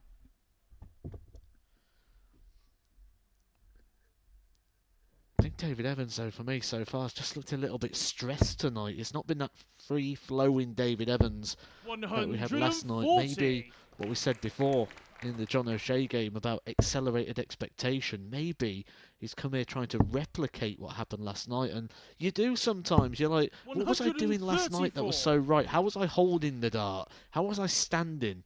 And in those moments, you don't think about that. Certainly, anytime you say to anyone, when you played your best darts, how did you feel? What did you do? 46. You've got no idea. That's why I used to write things down. So that if I forgot, I would remember it by reading what I wrote. A time capsule of talent. 100. It's fairly simple. When I was playing my best darts, it was about certain songs I was listening to. I was remembering one really important aspect of my technique that was working. 97. And I would replicate that David, one you require thing. I wouldn't 151. overcomplicate it. Beautiful first start from Dave. 119. The only thing he could have done Sebastian, better you than require that 158. would have been to take that 151 out. Now that Sebastian's not going to break him in 15 darts, he has a chance to take the lead. 134. David, you require 32. Game shot on the first leg. That is such David a wonderful Evans. 32. Every now and again, you're going to hit a double that is so in the middle. Second that leg. you want to get Sebastian your to camera throw out and take a first. photo of it. Game That really on. was a wonderful 16 dart leg. Stress and drama free, and that's what you feel David Evans needed after that very dramatic defeat to Steve Hine. He 96. was clear, 3-1 up, had a match dart at tops, was unable to take it. Steve Hine got over the line in the end. 96. You mentioned that word stress. It doesn't have the same ring as stretch. However, Sebastian is not stressed right now because he already knows, because of the previous result of Evans and 45. Hine, that he's already through to the last four. He's done his work by getting that large win against the Muffin Man. His record 93. in making Saturdays is exceptional. His record in making the semi-finals is just as good. 60. It almost feels weird that Bolt is here on a Saturday night without Andy Bolton, because they've been locking horns here for the last year in what seems like every 3 or 4 months. 93. They've got such a good friendship, those two. They've shared finals together. Andy's won one, Sebastian's won one. 140. Andy's got a couple of weekly titles now. Bolt could have one by the end of the night. Białecki's got a 9-darter on this stage against Anton Östlund of Sweden. 95. Sebastian, you This require place has been good 160. to Seb, that's for sure.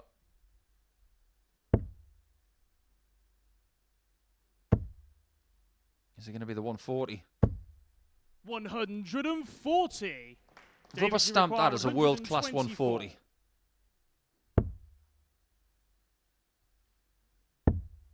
No shot at Bull. And Białecki after that 92. 140, for me, Sebastian, you deserves a require shot at this 20. tens. That was one of the best 140s I've seen all week. Game shot on a second another leg. 16 Sebastian darter. Białecki. And the quality is really starting to be more consistent as we go through the Third night. leg. It's David to throw first. Game on. Don't forget, this game does have an impact on the Muffin Man, Steve Hine, who I can tell you now will be pacing around 99. in front of a TV monitor, watching every single dart that will be thrown in this game. He's not the sort that'll just be practicing or sitting down. He will literally live every single moment of 97. this.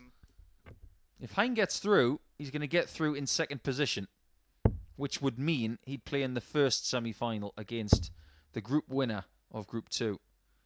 We don't know the outcome of that yet 137. because O'Shea will play Taylor for that honour. It's very simple at the minute. Steve Hine is a huge Białecki fan.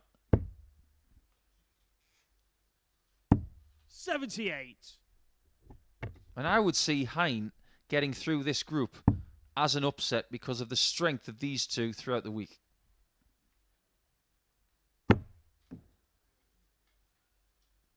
Dave had to stay on the 38. 19s there to try and leave the possibility of leaving a finish with dart number 3. And that was cancelled out by the fallout.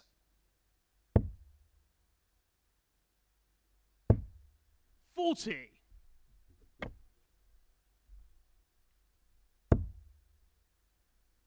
Every now and again, that first dart is just creeping a little bit too low, making everything more difficult for Dave. 100.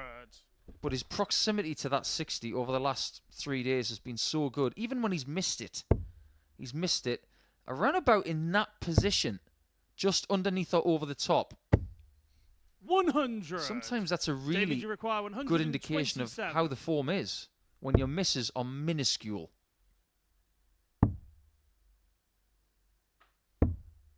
87. Perfectly pitched. Leaves the double, and it could be another 16-dart leg.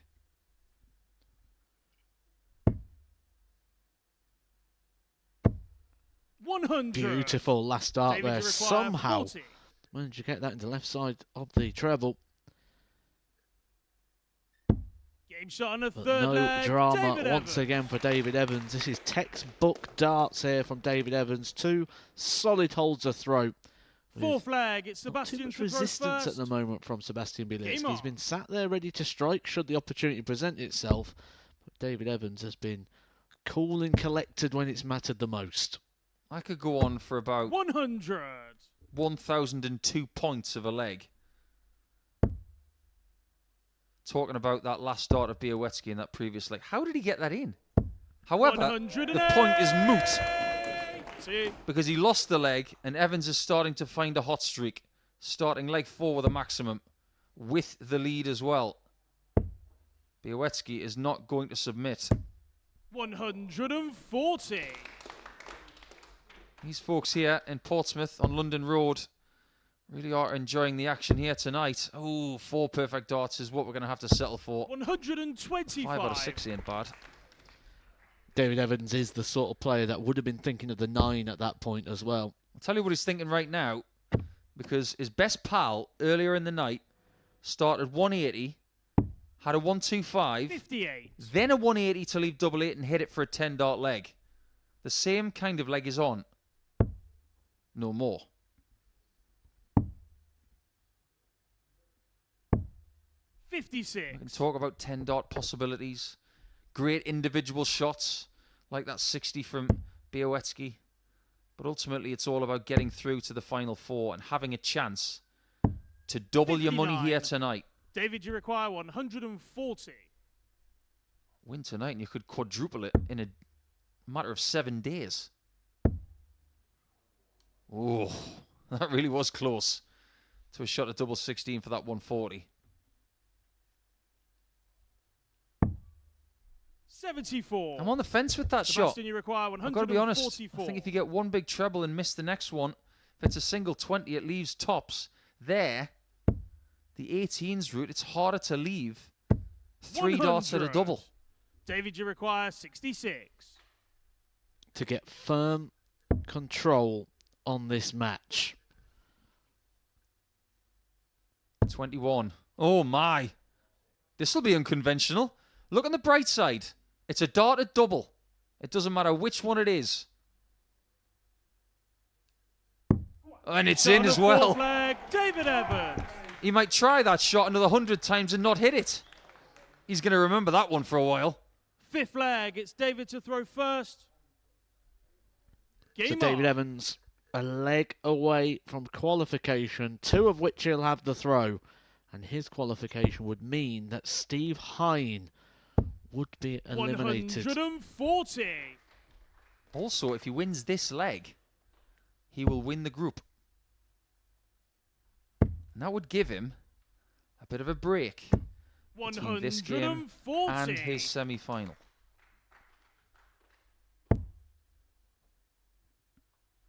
It would be the first semi-final, but 100. that won't happen for close to an hour. Good quality game and a really good increase in productivity here from Dave, 40. who in his first game averaged 87. So to find 9 more to this point is a really good sign. Absolutely, this is more like the David 91. Evans we have seen for the last couple of days for his Group B campaign. He was just hitting 100 averages for fun. Look at this throw.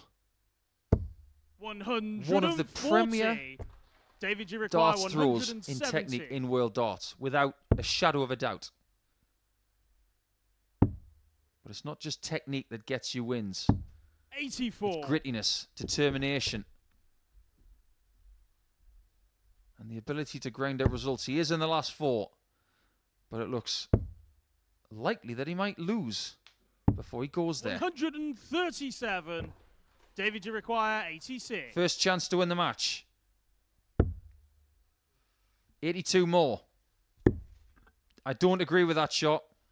From a surface area point of view, you've got to go 42 tops there. Sebastian, you require 44. To delay the David Evans open top bus parade. Game shot on a fifth leg. Sebastian Fantastic Białecki. leg of darts there. 14 data from Sebastian Białecki, and the wait goes on and the drama continues. And Sixth leg. It's what a Sebastian dramatic to week throw we've first. had. Why not just have a bit more Game drama on. here on finals night? Montgomery was involved in a 4-3 with Scott Taylor earlier, and we were thinking that he was going to get a match start at some point. It turns out he didn't. 100. And Dave has not had one in this match yet. So that open top bus parade that you mentioned there, Matt, it might not happen. Because he might lose the next two legs and be eliminated. 97. If he does go to a final leg, David Evans will be guaranteed to have the advantage of throwing first, but under that sort of pressure, is that really an advantage? 96. I'm speaking about something last night where you get the opportunity to eliminate someone and get rid of the possibility of them ruining you 100. again come Saturday or later in a campaign in a group.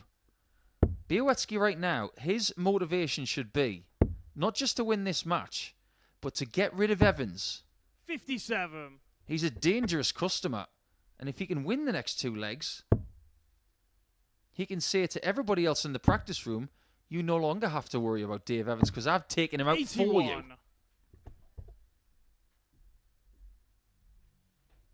There you can see just how far over Sebastian stands on the right-hand side. And if you think that's a weakness, well, 100. you're wrong, because 6 days ago, someone who stands on that side won rather a lot of money in Milton Keynes winning the Masters. 96.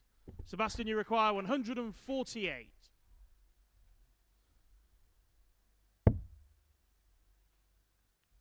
David Evans, for the second time in this fixture, will get to approach 55. Dioki with David, a you require chance to get the job done. 127. Should get a dart. Does. Barbecue sauce. 102. Right on line. Sebastian, you require 93. To deny him. That's 14. That leaves 79. Two options. What was behind door number one 53. was a bust. David, now Evans you require 25. gets a better chance to put himself in the final four. To be the last man to punch his ticket to the final four. Because Białecki's there. Taylor's there. O'Shea's there. 17. Evans has had three Sebastian, darts you to be require there. 40. Could it go to a one-leg shootout? Yes. Shot on a sixth leg. With a photo-worthy Sebastian tops. Białecki. Evans must hold or he's out. Seventh and final leg. Can you It's imagine David to being throw Steve Irwin first. right now watching this game? Game The on. emotion he must be going through, the feeling that he's gone, the feeling he's got chance.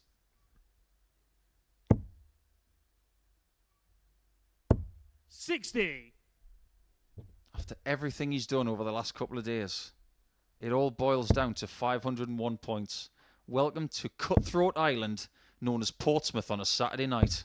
100. Huge last start for Białecki. Asks the question of David Evans, who so far this week has had the answers.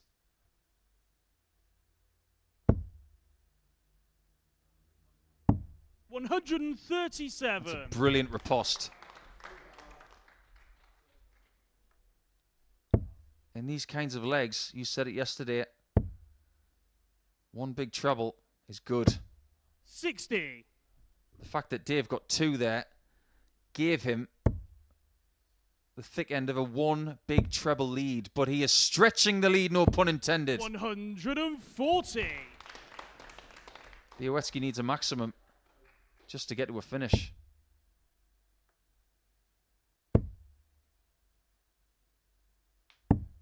$59. Penny David, for the you thoughts of the require muffin man now. 164. He'll feel that the chance has gone. David Evans has the freebie of a setup play here. And what a quality 100. last leg this has been from David Evans. Saving his best till last when he's under the most pressure and scrutiny. There's nothing Białecki can do here.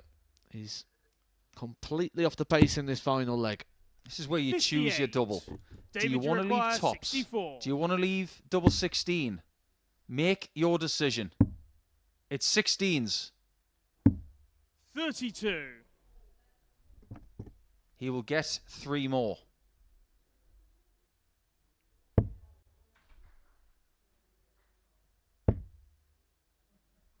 It's not about what Sebastian does now. 44. He still hasn't left the David, you finish. require 32. It's about Dave crossing the line. Can he do it now?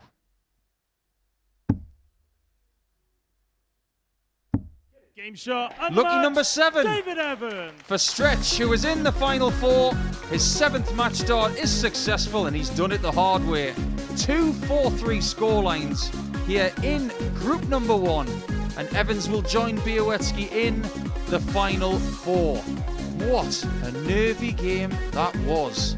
However, Dave Evans finishes with 2 points and an all-square leg difference in Group 1, and he will finish 2nd as Białecki will win the group, and he will play in the first semi-final to play against the person who loses the next game, because it's going to be O'Shea against Taylor to see who wins Group 2 next.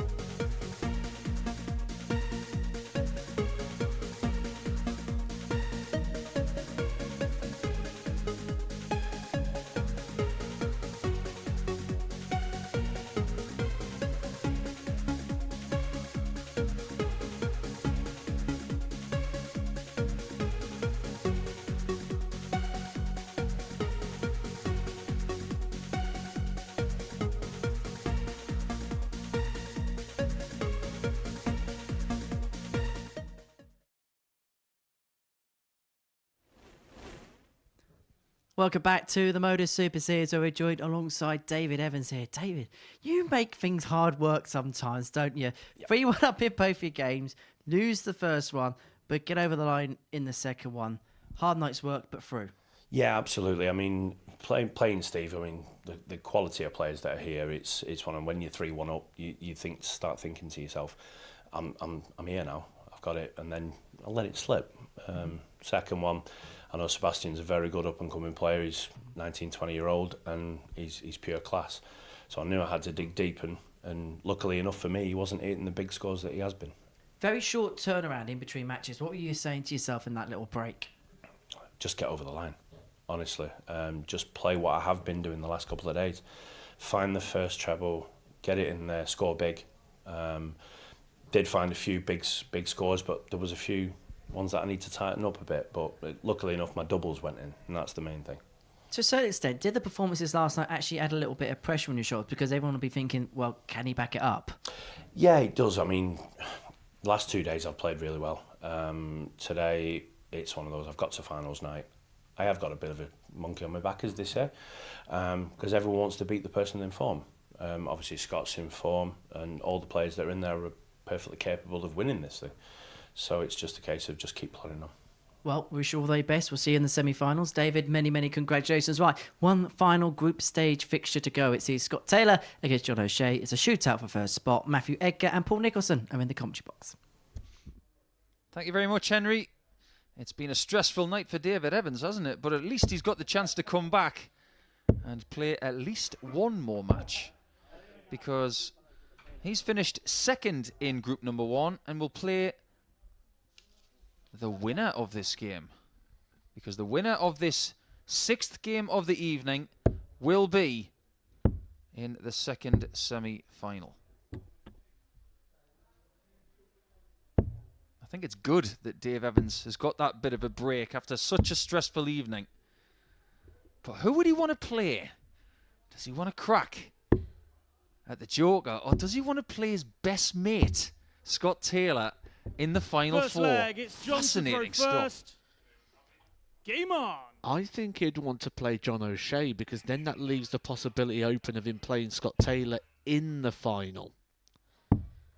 And what a thing 91. to share with your friend. You'd share your wedding day, and you'd share a final here at the Super Series, where the week 41. they've had, they'd probably both end up in Champions Week. Yeah, could be. Let's not disperse with any pleasantries here, because we have got 81. potentially 2 spots available for next week. Whoever wins tonight is guaranteed it. But because we've had such quality from some of these final 4 players, 140. they might just squeeze that last alternate spot. Now, we know who is currently sitting in that spot, but we're not going to tell you. 95. I can say one thing, though. If Scott Taylor meets Dave Evans in the 96. final tonight, I think they're both through, like you say, Matt. But on the note that we just spoke about, if you were going to share a 140. final with someone here who's very close to you, what would be the most fun?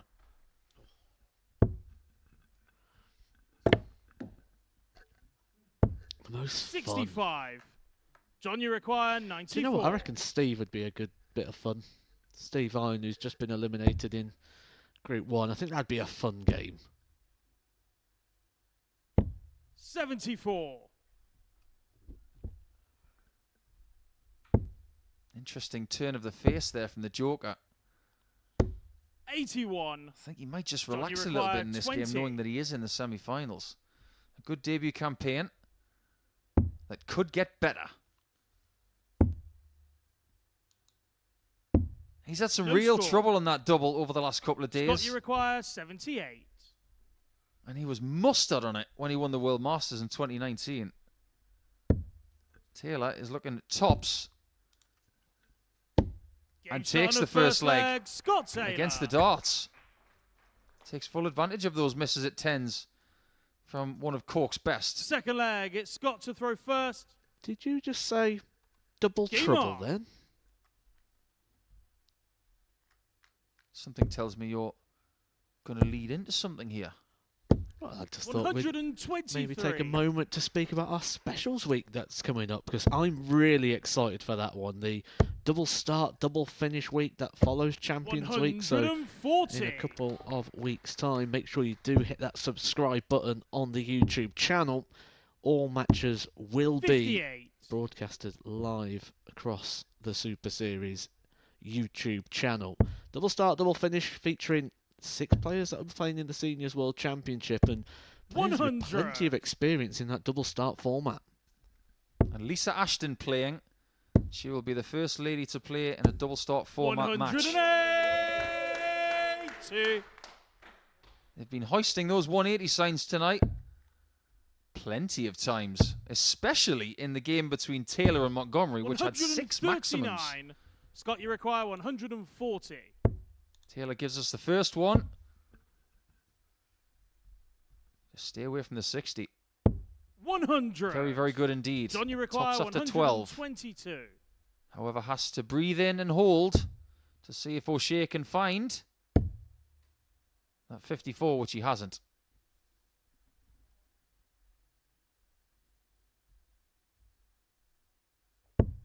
$50.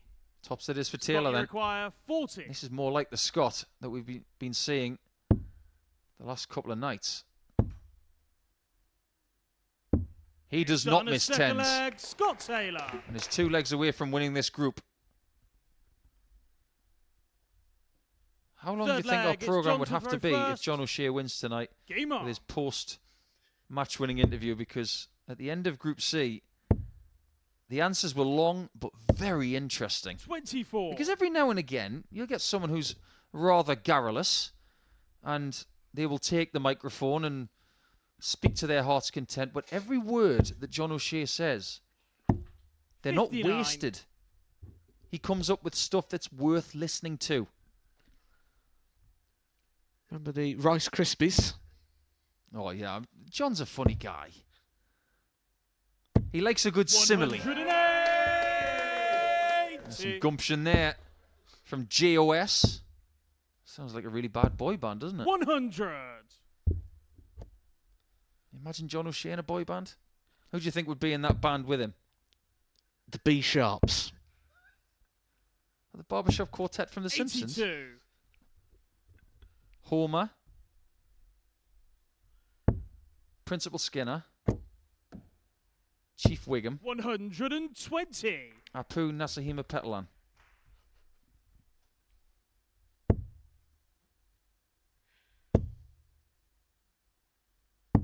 $137. Actually, I think I'd put him in a boy band with Kieran T and Conor Heenahan. 58. People who have done something from Johnny Ireland in requires this venue. 78. Possibly Dylan Slevin as well. Great dart. Great It's on a darts. third leg, 14 John darter from the O'Shea. Joker. He doesn't make a pencil disappear. Fourth flag. He It's just Scott made the to leg throw disappear. first. Game on. You said your favourite Joker was Joaquin Phoenix, didn't you? The newest one. 97. Yeah, it's the only one I've seen. Who's your least favourite? Joaquin Phoenix. It's the only one I've seen, so it's got to be Oh, the best right. and the worst. So 58. I think the weakest one is Jared Leto, funnily enough, which is saying something because that was still quite a strong performance. 140. And I'm torn between Ledger and Nicholson. Two very different directions that particular character 100. went in.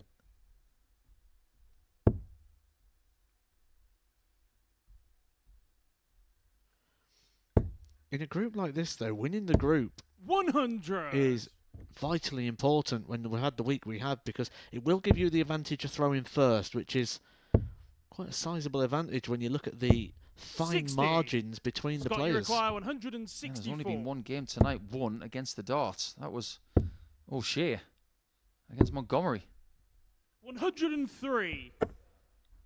So it proves your point that having the Darts on finals night can be vital. 60. Scott, you require 61. This one could be 3-1 against the Darts.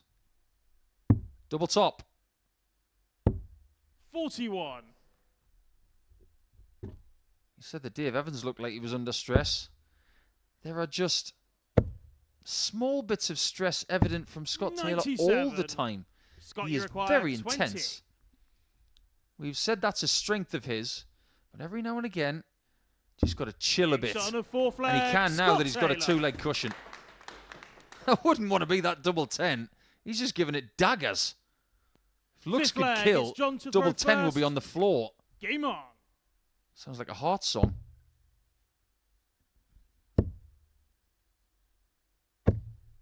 $85. I'm going to have to rewrite the lyrics to that Heart song. That sounded really good, I think. Not blow my own trumpet.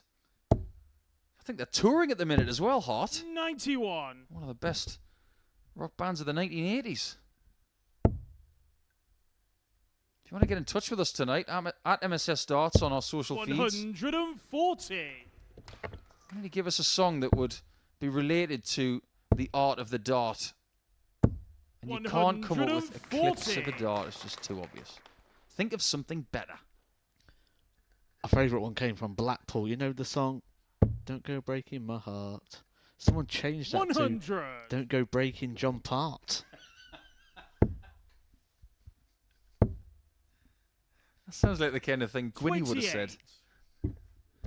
Oh, bless his heart. We miss him. That is a good one.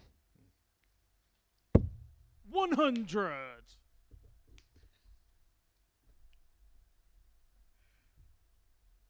John's going to try and keep this one going. 60. It's all about the John, you journey, isn't require it, John? 76. Don't stop believing. Don't stop hitting shots. He's got the comfort here of laying up. 36. And that's okay. This one could still go to a last leg shootout if John takes the next two legs. 67. John, you require 40. Double top then. How is he on 10s this time? Game Now, shot double on the fifth five leg. is John good. O'Shea. Looks like he's up for the fight. That's a good sign because he's going to need that after 10 Sixth o'clock. leg. It's Scott to throw It's first. important as well to Game stay on. up for the fight as well. Just because you're qualified doesn't mean you should take the foot off the gas and just come up here and sort of 45. go through the motions, because it's very, very hard to sort of come in and out of concentration all the time. You've got to just play it as a continuum. Otherwise, that's where you can just start throwing lazy. 140. Just picking up a couple of lazy habits. 60. You could have that song by Sophie Ellis-Bextor. It's Murder on the Darts Floor.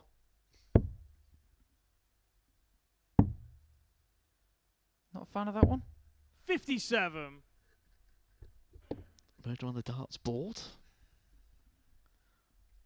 We have had blood on the carpet in darts' history, and we have had blood on the dart board. 108. And it's all red there for Scott Taylor, who is a maximum away from a double that would win this match. He knows a thing or two about multiple 100. 180s in a leg here tonight. He'd love another one. He might just get another one. 140. What was that movie called? Babe? What did they say to the pig? That'll do. 45. Scott, you require John can't be 76. too frustrated. But he is on the cusp of losing this game. Game shot. And he on has the lost match, the game, Scott Taylor. which means that Scott Taylor wins Group 2. And he will play against Dave Evans in semi-final 2. So much narrative when it comes to that one. But Białecki of Poland will take on the Joker in the first semi-final. They will be your final four in the final qualifying week for the Series 6 Champions Week. A really good set of games we've had. But 89.9 for Scott Taylor was good enough to win that one by 4 legs to 2. When we come back, we will preview the semi-finals.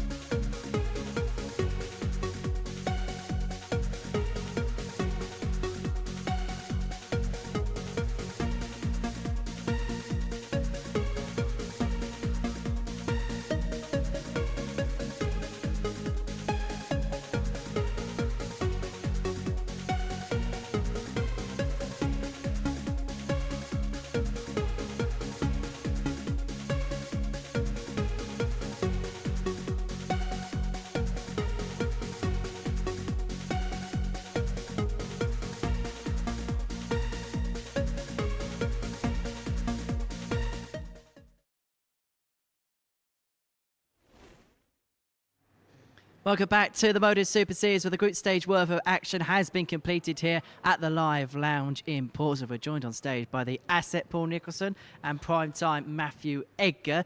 Well, let's have a look at what we've seen so far this evening. These are the results from the 6 matches. It all went on the left-hand side of the draw as far as Group 1 is concerned. Sebastian Białecki getting out the tracks well, beating Steve Hine by 4 legs to 1. 4 victories for Steve Hine and David Evans by those 4-3 margins meant that it was Białecki and Evans that went through. Białecki top of the pile. As far as Group 2 is concerned, Ross Montgomery raced into a 3-1 lead in his opening game against Scott Taylor before Taylor won in the last leg decider. He'd then go on to lose to John O'Shea. So we knew them two would go through, and just before the break we saw Scott Taylor get the better of John O'Shea 4 legs to 2 to ensure he's going to be the player that tops Group 2. Chaps, it's been an intriguing evening so far. It has. It hasn't been blistering by any means. I think we've been spoiled by big finishes, stacks of 180s and incredible matches this week. But the nerves on stage, palpable, especially with Dave Evans in those 2 4-3s. You could see the relief on his face when he was completing match number 3 in Group 1. I think he's just very happy to get through. Matt, your assessment? Exactly the same. I think maybe spoilt is a very good word, because we sort of came in tonight expecting it to just continue, but there's a big prize on the line tonight. There's a big place in the final. Both players are aware there's probably extra opportunity in this final as well, that maybe you don't have to win this week to be back here next week playing for the £20,000, just because of how good this week has been.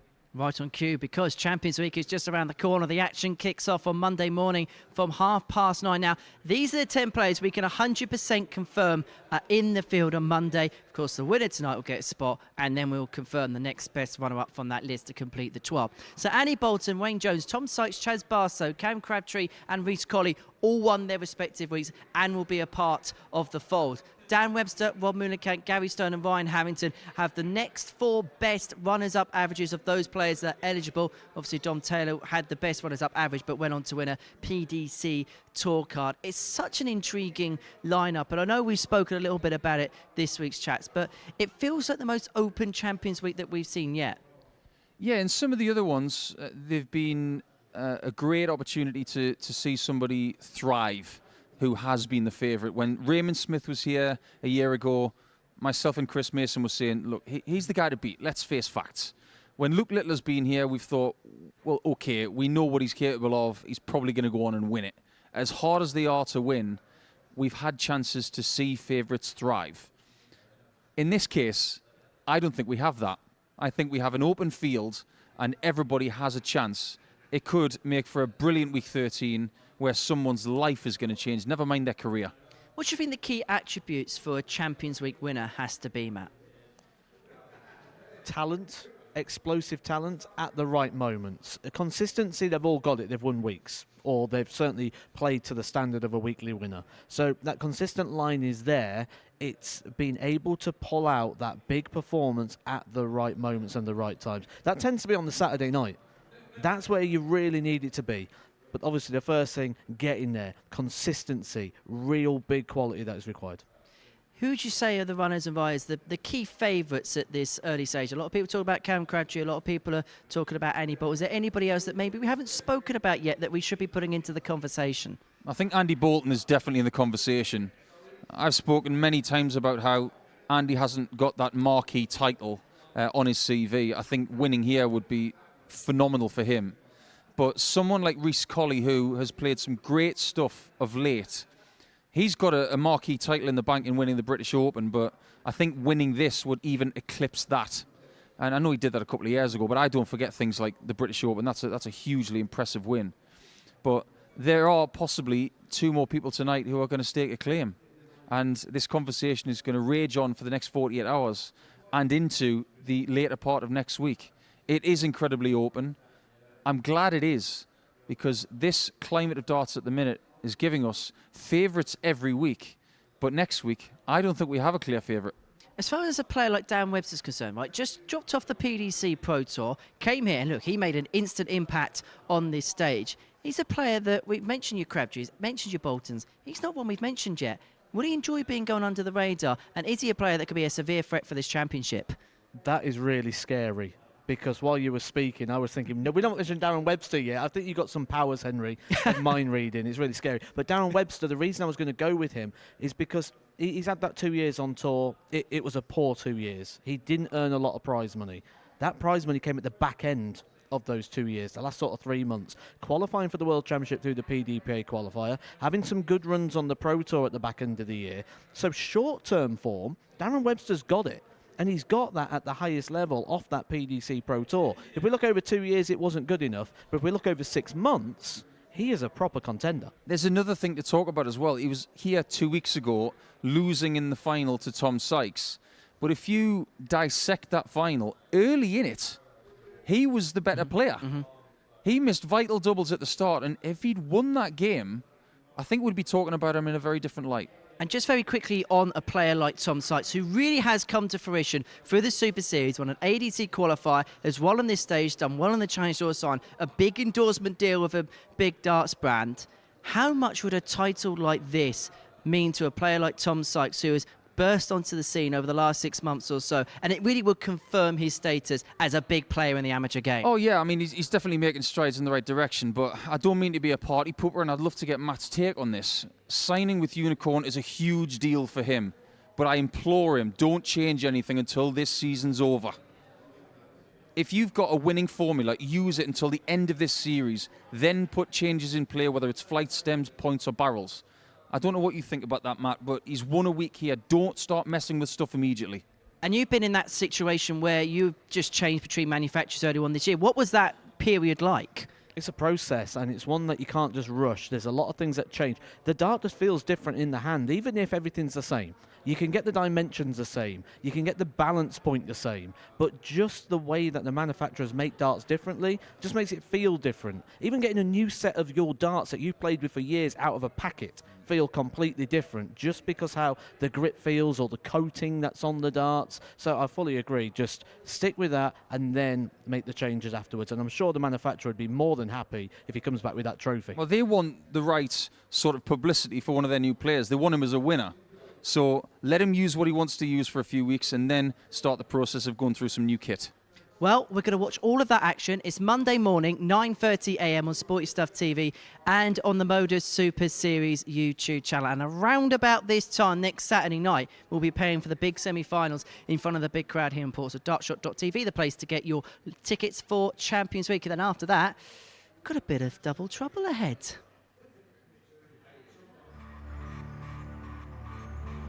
It's double 18.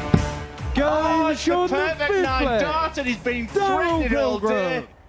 He is Jim McEwen! Oh, yeah. Love that. And so does he.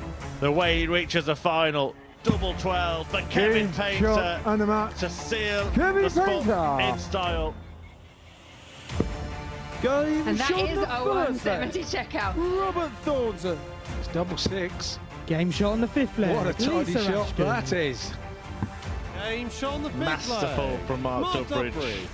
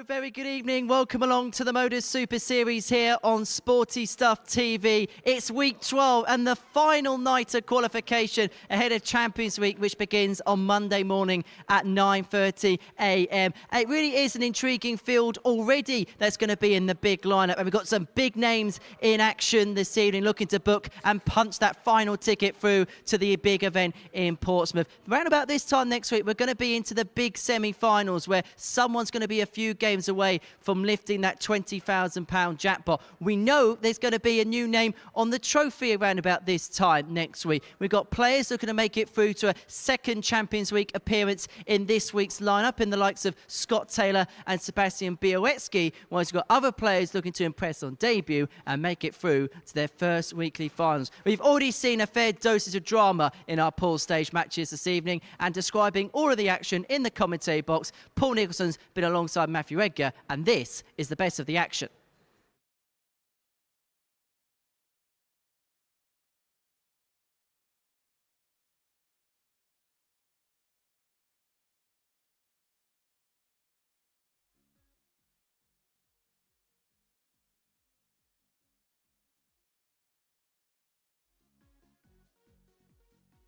Well, the 1-2-4 out, who was here tonight because he won one leg against Scott Taylor in the early hours of this morning. We'll talk more about that when 99. Taylor and Montgomery play in the next game. Double 18. Game shot on a wonderful flag, 11-dart leg from Steve Hine. But all he can do now is just set it up and hope that Białecki is going to give him a shot. It's the perfect setup play for the Muffin Man. Will he get a chance to stay in this fixture? Started the game with a ton plus check out. Finishes the game clinically.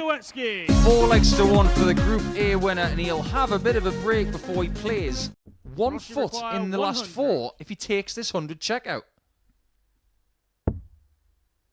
Oh no. It's the only place on the dartboard he could have hit without leaving a finish. 60. A somewhat flamboyant leave, but I think there was a bit of frustration in that last dart. He's left frustrated because he can't win the match 4-1 now. Taylor can still take it away from him from being 3-1 ahead. 52. Taylor needs 52.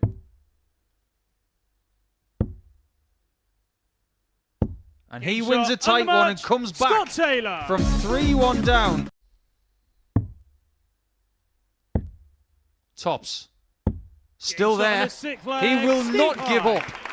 And I use mistakes because he's guaranteed 3 darts now for the match regardless of what David Evans can find.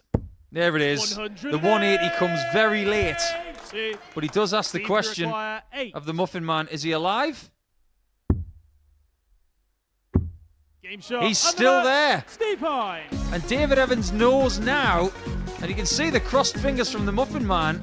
If Evans does not beat Białecki, he's going to be eliminated from Group 1. I think Michael Smith had a bit of a victory lap last year. He definitely enjoyed being world champion. Nothing wrong with that. 100. No finish for Ross. Don't you require 110? He is edging closer to the exit door. John O'Shea could be 1 dart away. Game shot on a 4 flag. He's no darts away from 3-1. He's taken the ton plus check out. But now Ross is looking for a touche shot because O'Shea's already got the 110 in this game. Double 18. 74. Not this time. John, you require 12. For the semis. O'Shea makes it in 1 game. His game a little bit later on against Scott Taylor will be to see who wins the group, but the first person eliminated from the Week 12 finals. David, you require 66. To get firm control on this match. 21. Oh my. This will be unconventional. Look on the bright side. It's a darted double. It doesn't matter which one it is. And it's in as well. Flag, David Evans. He might try that shot another 100 times and not hit it. He's going to remember that one for a while. To be the last man to punch his ticket to the Final Four. Because Białecki's there. Taylor's there. O'Shea's there. 17. Evans has had 3 Sebastian, darts you to be require there. 40. Could it go to a one-leg shootout? Yes. Shot on a 6th leg. With a photo-worthy Sebastian tops. Białecki. Evans must hold or he's out. Still hasn't left the David, you finish. require 32. It's about Dave crossing the line. Can he do it now?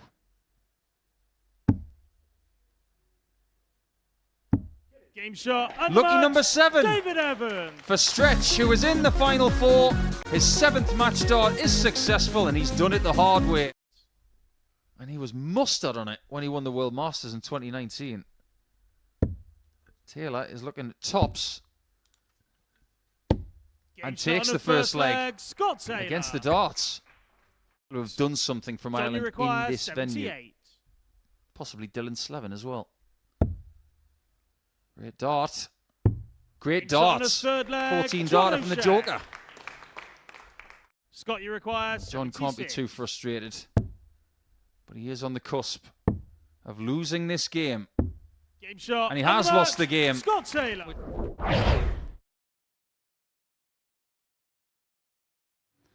Yeah, it really has been an intriguing night's worth of action. We have been watching it with Paul Nicholson and Matthew Edgar. Look, it's been a week that's certainly delivered, and finals night has delivered with a dosage of drama. Even if you haven't had a big performance as of yet. No, not yet. But sometimes getting through the groups on a Saturday night is a very tricky proposition. So making it is paramount. The 4 who have made it, well done. But now you need to put your foot down and find that A+ game, which might get you to Champions Week. Who for you, Matt, has stood out the most in these first few matches? Honestly, I don't think anyone stood out above the rest. This has been a consistent night. The players that have got through have had moments of duress. They've been put under pressure at times and come through it. But I don't think anyone's really stood out and said, I'm the man to beat here. We've seen it through the week. David Evans, certainly yesterday, 102 average for the day. We thought he could be the man to beat, but not quite on this night so far. Just to dot the I's and cross the T's as to what we've seen so far this evening. These are the results from our group stage matches. It was all one on the left-hand side of the draw in Group 1, whilst it was a bit more academic in Group 2. And so that sets in motion the 2 semi-finals that we are about to see. Sebastian Białecki taking on John O'Shea, followed by Scott Taylor and David Evans. The final would take place in and around 11 o'clock. Well, let's talk about those semi-finals. To begin with Sebastian Białecki up against John O'Shea. 2 players, Sebastian, one of those players who just goes about his business, and John O'Shea's got that real scoring power when he's at his best. Yeah, I think John's been rather reserved this week. If you look back at some of his better performances in his career, he's got fire. Now he's got a crowd here, he's got a bit of extra noise. I think he can let off steam. And I think we can start to see that chaos that he wanted to bring to this week. So Białecki will do exactly what he's done in every game he's played this week. All 17 games have been him doing his normal thing. And that's what he will never change. But as far as John O'Shea is concerned, I think now is the time to up the ante. Who do you fancy in this first semi-final, Matt? My concern for John O'Shea is the amount of change that he's had. He's changed his darts every single day. He's not come up here with the same setup. And that's happened again today. He's gone back to the darts he played day 1 with. So to me, that looks like he's looking for something. When he won the group, he wasn't too happy about it. I think he's probably going to go away from here, and when he takes stock and reflects on the week, probably go, it was quite good, but I think maybe the semi-final could be the end of the road. And in 3 games' time, we'll know the full field for Champions Week. Looking forward to it, gents. Ready to get it on? Absolutely. Right, let's have some fun then here at the Live Lounge in Porto. It's the last night of qualification before Champions Week, which begins Monday morning, 9:30 a.m. on Sporty Stuff TV and via the MODUS Super Series YouTube channel. And there's still some selected tickets available for Champions Night next Saturday evening. If you want to be a part of the big occasion here in Portsmouth, take a look at this.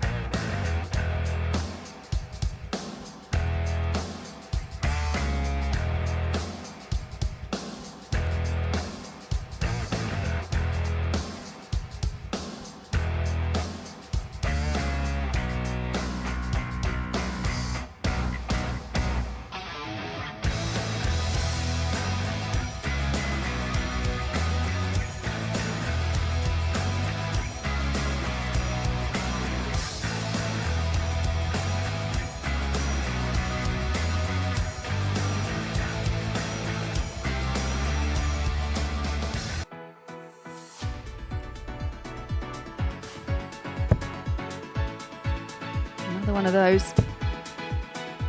Needs the ball. I want to say, man, the first time was so nice, I had to do it twice.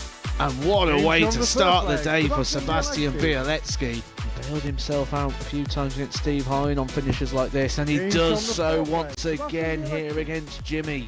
It's a double, but is that awkward? Has to lift it over the top Game and does, on the and that is first a leg. great dart there Sebastian from Bialetsky. Sebastian Bialetsky.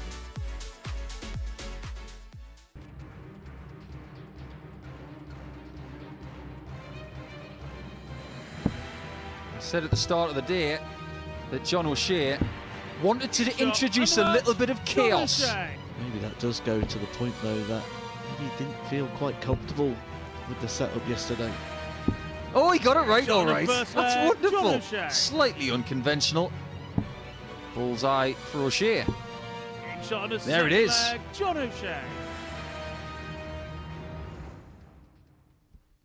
Is the Joker ready to pick up Saturday night's success of the MODUS Super Series? We're going to find out over the next hour and a quarter or so. He takes on Sebastian Bialetsky. He's already tasted success on this stage. He actually ended the run of Luke Littler in this particular competition back in October to qualify through to Champions Week. And he's looking to do it for a second consecutive time. The last time he was here, he hit a 9-darter against Anton Ersland. But what drama are we going to get in the final 3 games? A qualification through to Champions Week. One of these 3 is going to book the final ticket. Let's find out who, in the company of Matthew Edgar, who's alongside Paul Nicholson. Hi, guys.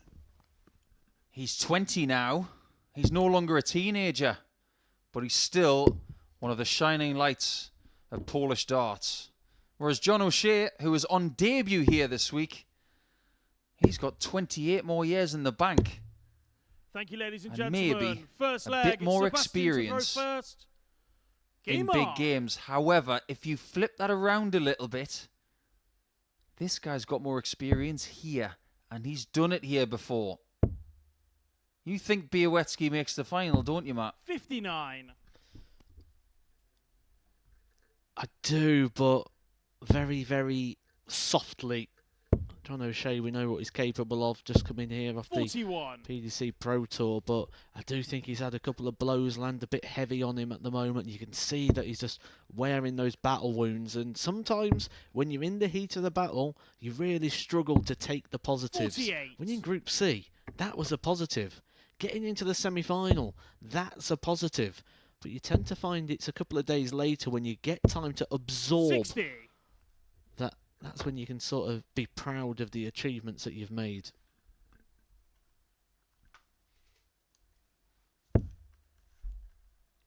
Bialetsky did lose to Dave Evans in his second match, 96. and John O'Shea lost his second match. You can afford to lose one game on 99. finals night and still take the title. But we are at the stage now where it's no more losses if you want success. However, this week 12 has given us a slightly different 96. narrative. If we look at the weekly averages of these players, I think if Bialetsky makes the 80. final, he's in Champions Week, regardless of winning it, because he was on 94.02 coming into tonight. That's high. Whereas O'Shea, 85.5. 54. I'm not sure. I think he's got to win tonight to make the finals week next week. He would love to stick around. 107. And that's what I'd classify as sticking around. Sebastian, you require 148. Great maximum style visit there from the Joker. And he's going to get a look at 44 to take the lead. Did you see the reaction, though, from John O'Shea after hitting the big 96. 177 John, you maximum require visit? 44. There was a bit of a positive reaction, something you were saying that you would like to see a little bit more of a John O'Shea to get Game shot into on the this, to first leg, live. John O'Shea. And there it is once again. John O'Shea is finding that fire. Second leg, it's John to throw first. Game on. I think it's the best version of John O'Shea when he does that. Open the can. I can't say the next few words on national television. 94. When he was going to another level. at the World Masters in 2019, and I hate to keep bringing that up, but I think that's the best version of John O'Shea we've ever seen. Not to do with the darts, but it was the attitude.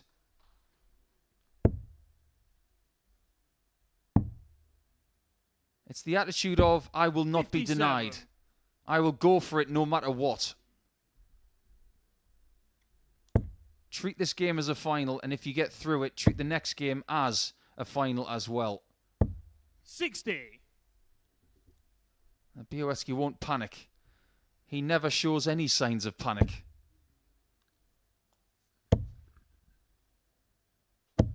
$100. But the advantage that Białecki won in that group stage, the advantage of throwing first, has been eliminated from his game. 58. John O'Shea breaking at the earliest possibility. If Sebastian was playing tonight at a level that he had shown in Group A this week, 140. I would severely worry for John.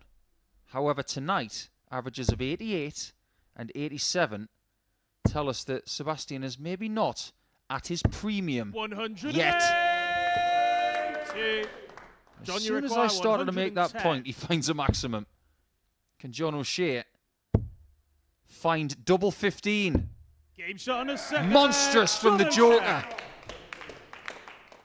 I wouldn't want to be in front of him right now with an uppercut like that. That was a huge hit. First. Game on. Białecki shows no emotion, but O'Shea is doing exactly what he wants right now.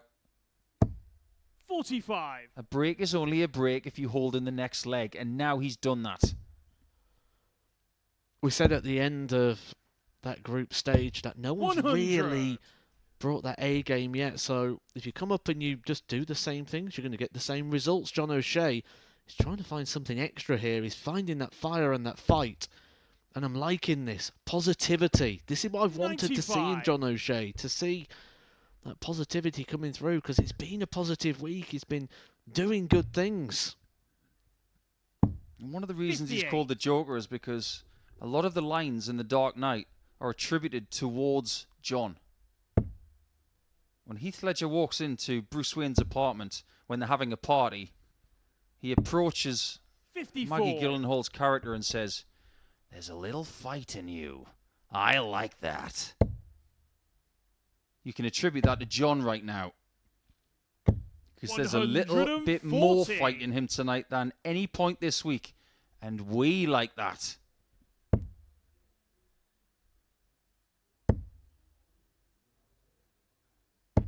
$140. This is where you want another maximum style visit. 171 would leave 32.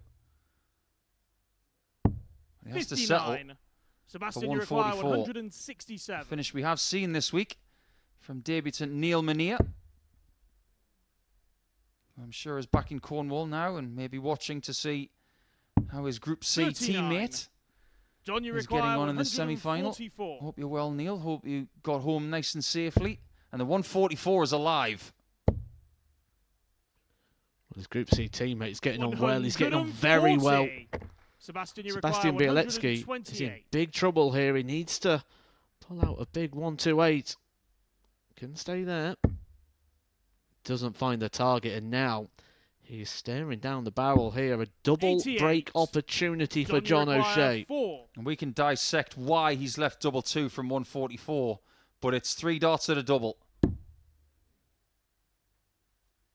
It's a double he's hit for the double John break. O'Shea. He has 4 chances to get into the final.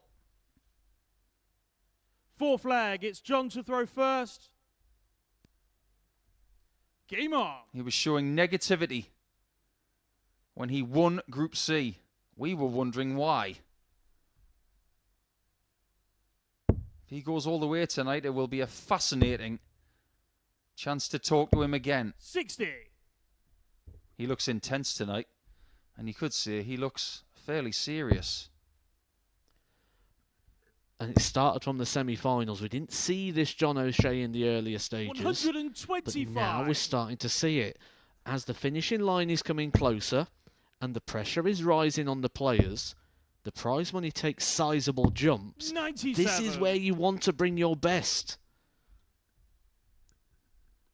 O'Shea is averaging more than Białecki tonight, albeit the fact that they have won one game each. But maybe that was 99. the tiny little sign that was just telling us that maybe O'Shea was ready to pop a little bit. But in this game, the averages aren't that different. It's still high 80 stuff, which signifies everything we've seen tonight. The vital battles have been won by O'Shea. 134. You may ask why. If you're just joining us, why is he 3-0 up? It's simple. Białecki has not had a shot at a double yet. 44. Sebastian, you require 143. Tough ask. But he's been hitting tough shots all week. 160 would eclipse the best finish of the night, which is John, by you require Białecki 160. of 124. It's on. That was right on line to nestle underneath, but it just didn't behave the way he wanted. He was sort of looking in hope there to see Sebastian, you if he was require going to get a 41. match start at tops. He's finally going to get a dart to double. It's Game shot there, on and the it's flag, four Sebastian consecutive Białecki. darts at double that have been registered in the right bed Fifth leg. in the last couple of Sebastian matches to that throw he's first. played, because when he was up Game against on. Evans, he only got 3 shots and hit them all. One shot here. He hit that one. So if you go a little bit further back into game 1, he's actually 95. hit 5 in a row now. Says to me that John O'Shea wants to win this game, 95. and the best way to do that is to not give Sebastian one single shot from here. He may not have a choice about it at times, though. Sebastian Białecki keeps finding the red. 140. Every time I hear something like that, I think of Bullseye. Out of the black and in the red. 58. You get a lot in this game for 3 in a bed.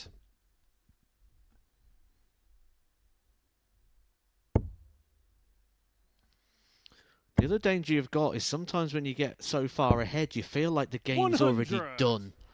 And you feel like it's job and it's yours to lose from that point. And what you tend to do is you sit almost ticking off chances. 100. That's 1 life gone. That's 2 lives gone. Yeah, I think 3-0 up is a dangerous position. It's a really good mental challenge. 134. What you said a matter of 45 seconds ago has turned out to be the case. John O'Shea might not even have a choice 190. as to whether he stops Sebastian, you Białecki require from getting shots 32. at doubles. Double 16 again. Game shot on a 5th 6 leg. in a row. Sebastian Białecki. Can John serve it out, or will we go to a nerve-shredding 7th leg It's John to throw in first. semi-final 1? Game on. Excitement and nerves are so close together. And he's got to channel this in that excitement. He's got to channel this with that fire. 60. I don't know about you, Matt, but that first dart in the small 20, it was screaming for a switch. He got the next 2 darts over the top of it, but still didn't find that 60. 100. Easy for us to say from these chairs, which are overlooking the live lounge. 100. However, he has to wait until dart 6 to get a big treble.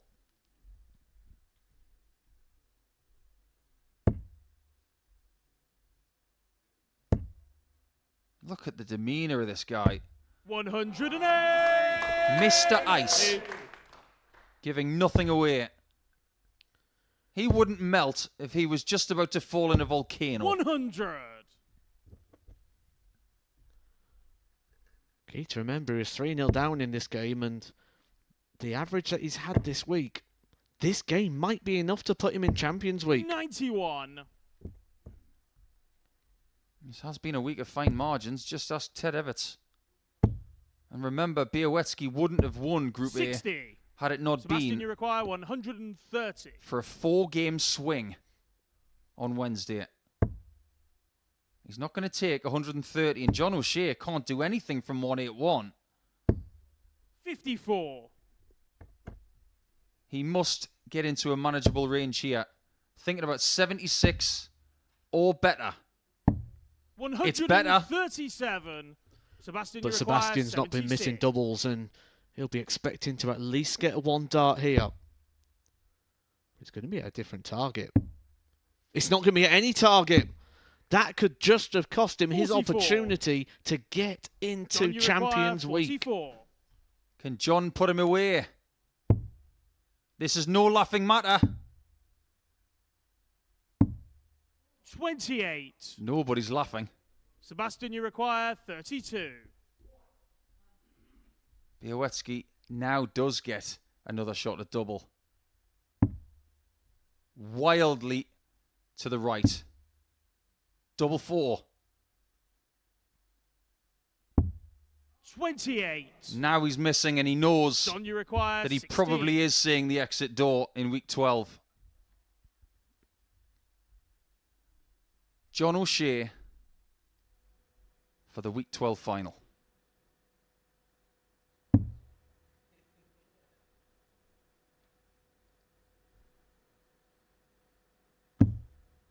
How does he hit this? No He score. doesn't. My word. He's just Sebastian, made you that require double 8 wire 4. lighter.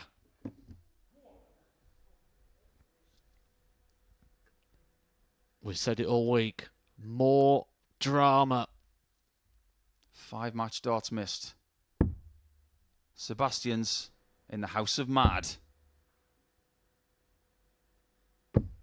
And he doesn't get the right score. collision.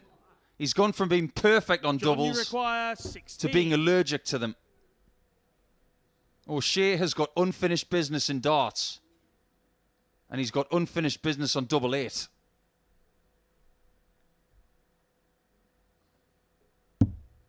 Again, he wires it. Game But shot John and the O'Shea's in the match. final. John O'Shea. There's that right hook. It's not a physical game. It's a mental game at times. And a strange one at that. But John O'Shea will waltz into the Week 12 finals, and he will play against Scott Taylor or Dave Evans. Bolt is 1 short of the finals at Champions Week. He will be devastated to learn that he was only 2 legs away. However, the Joker could get his maiden win here in Portsmouth in the next hour. That's how it worked out. John O'Shea missed a lot of darts at double towards the end, but he's done enough. He's in the championship game. When we come back, it will be the second semi-final, and it's with 2 best pals going at it. This one could be very good indeed.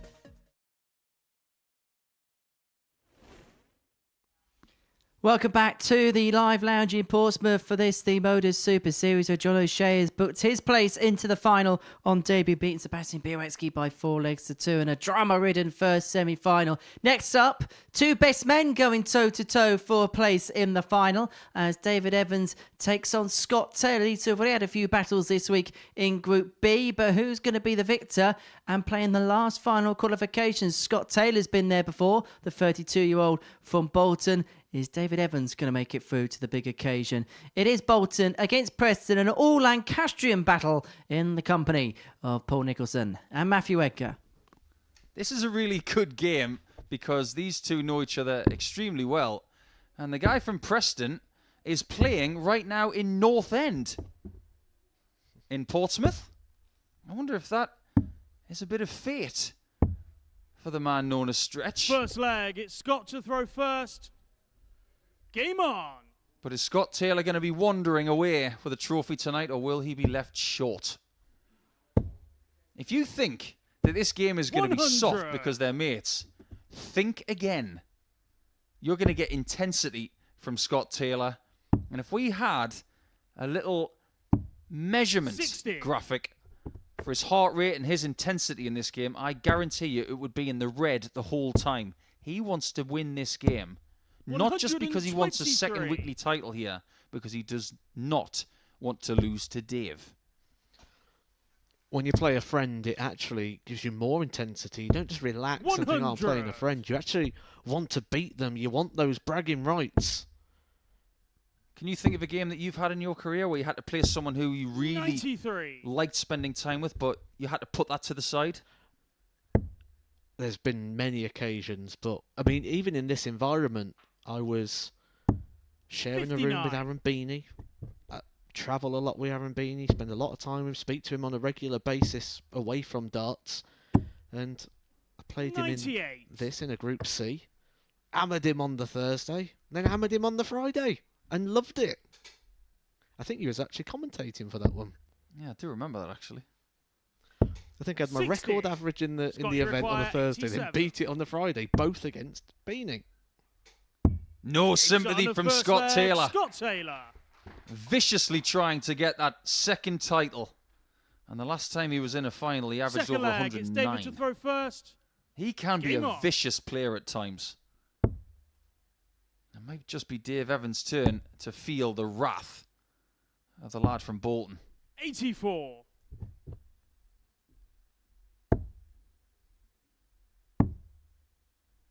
He's got plenty of wrath. 131. Seen as a deadly sin, but in individual sport, you need a little bit of that edge. And has Dave Evans had that edge tonight? I think he's just gone back a step. He can count 85. himself quite fortunate to be in the Final Four. But in this position, he's going to have to find his A-grade stuff game. 50. Otherwise, he could be gone in the next 10 minutes. David Evans is a watcher. Here to watch back the games, and he's a talker. And he'd have been telling everybody the stories. I won't be surprised if both these players know that by winning this game alone, they are in a very strong position for Champions Week, regardless of the result in the final. 134. He's a watcher, he's a talker. Is he anything else? He's not a bad dart player as well, is he? Yeah. Starting to sound like a really good Ultravox track. 60. If I was a watcher. If I was a talker. How about if I was a champion? It's gonna be hard. 100. And sometimes David, you need to require pop the cork 132. to bring out the best. Is it bubbly time? It's not bubbly, 92. but he could be Scott bubbling. require 86. Bullseye for Scott. 61. David, you require 40. That bullseye wire has not got any stubble left because it's just been shaved. Game shot on a second leg. Great recovery from David Dave Evans to equalise at 1-1. He must break in this contest, otherwise it will not be his week. Third leg, it's Scott to throw first. Game on. Last time he was here on a Saturday night, he did fail to get the title. 140. Look at that intensity. It's like a Tasmanian devil up there.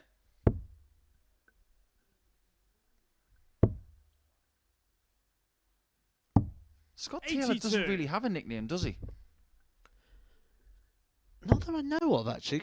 Good point. Yeah, he's just got a very nice logo on the back of his shirt 29. there. And always seems to wear a shirt that has all black on one side and all of another colour on the other. Looks like a bottle of Sheridan's every now and again.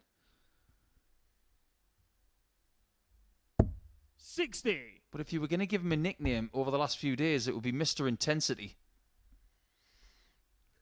Yeah, you'd put him certainly in that top 3 of snarlers of all time. Up there with the likes of the 3-time world champion John Part, who you've got to say is 93. probably the greatest snarl in darts. I'd have to agree with that. That's a great point. Wasn't always so. You look back at the 1994 Lakeside. 100. He didn't give a great deal away, but by the time he won the 2003 PDC World Championship, he was a snarling world champion. Was that on your 58. questions for the Super Series YouTube channel earlier? The best facial expressions? No. In fact, it isn't. 177. Astonishing visit there from Dave. A guaranteed look at 82. He could flip this game around if he can click that 82. 130. Hugely David, you important require 82. exchange here. Bullseye hit. An awkward double 16. 66. Too awkward as it goes. Scott, you require 51. He's been the mayor of tops over the last couple of days. Game shot on the third And there he leg. is. Scott Taylor. Mayor Taylor. He's even getting some people in the crowd to Fourth leg. It's David. mimic to how throw first. vicious he can be with his claws. Game on.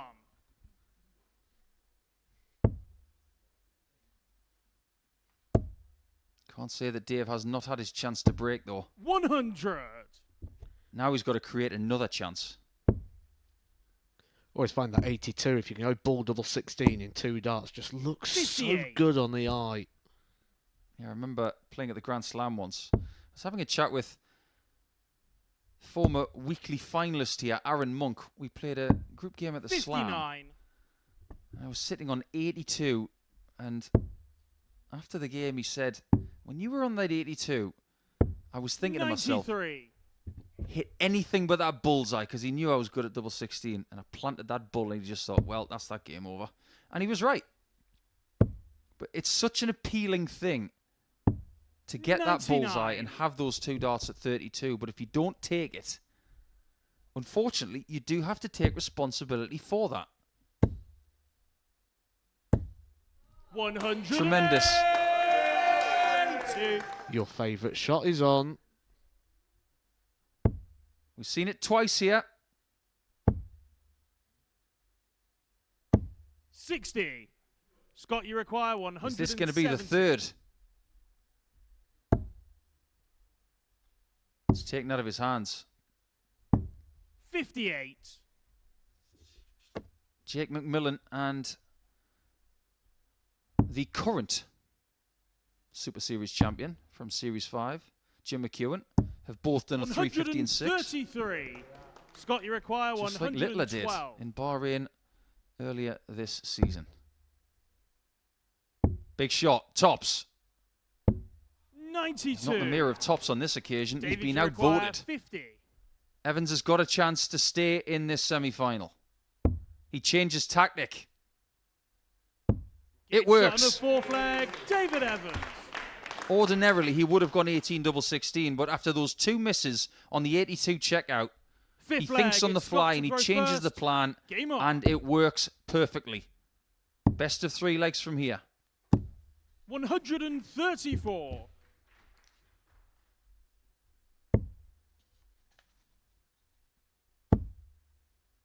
When they played in Game 4 on Thursday, 140. Taylor won 4-1 with an average of nearly 99. Yesterday, Evans became the first 58. person to beat Scott Taylor with an average of exactly 107. Wasn't even his biggest average of the night. 180. This is not to that level. It's not over 100, but it's extremely competitive. But he's making a move now. David Evans. 133. 5 big trebles out of his first 6 darts. If he can find again here, he's going to become big favourite, not just for the leg, but for the match. He finds a raise of the 100. eyebrows for Scott Taylor. I'm starting to believe that maybe in this tough scenario in a semi-final, Dave is finding 90. comfort in playing someone David he knows. require 81. He's enjoying the battle, isn't he? It's only going to be a dart at the ball. Again, the line was 50. really good, Scott, you require but this time to 86. finish the leg, he can't find the centre. Does Taylor? 61. That's twice. David, He's you missed the require ball 31. in this game. 88. Break a Shot on the throw. 5th leg, David Evans. Now he's favoured for the game, and Scott Taylor's quest for a second weekly title is teetering on the edge. 6th leg, it's David to throw first. If Evans wins this Game leg or on. the next, we are guaranteed to have a new weekly winner here in Portsmouth. And for my money, based on the 100. situation going into the finals week next week, I think if Evans takes this leg or the next, he's in Champions Week regardless. 58. But he does not want to rest on that. Get your fingerprints on that trophy by the end of the night and put it out of doubt. There's a huge jump in prize money as well, isn't there, for 57. David Evans, which I'm sure he's going to want. Absolutely. Great point. You don't just want to win, you want to get more money. 125. Get into the semi-finals, £1,250. Final, 2,500, so it's double your money. Win the final, double it again. 85. It's not just about qualifying for something else. It's being the last person standing at the end of the week and being that person who gets their 96. chance to lift that trophy that has had great names, thrust it northwards here in North End. 99. It's a match-winning chance. It's getting to that moment for Scott Taylor where he has to hit, and he's hitting. 140. He's left David, you 82, require which is one of those shots 160. that Dave missed earlier. He's missed this one by some margin. 100. Scott, you require 82. Who would you rather be? He's got the ball this time, but he Game does shot on the find the 6th leg, 32. Scott Taylor. It's a one-leg shootout to see who plays the Joker in the final. Brilliant semi. 97.87 average. Scott to throw It is first. for Scott Taylor. Game on. Dave Evans hanging on with just over 90, and he still needs another break to win. 83. 50% on the doubles for Taylor, who's been supreme in that category all week long. David Evans would have thought it was job done when he got the break of throw. When you're throwing darts like this, 108. he had a maximum in that leg. He's digging deep. He's trying for it once more. This is an enthralling battle. 59. One of these combatants is not going to Champions Week. It seems kind of unfair, but sometimes darts is very, very cutthroat. 137. This is incredible from stretch. That's what he did it last time he broke the throw with Scott Taylor. 5 major trebles in the first 6 darts. But Taylor is not going to roll over. 177. He's digging deep. This is going to be a battle to the very last dart.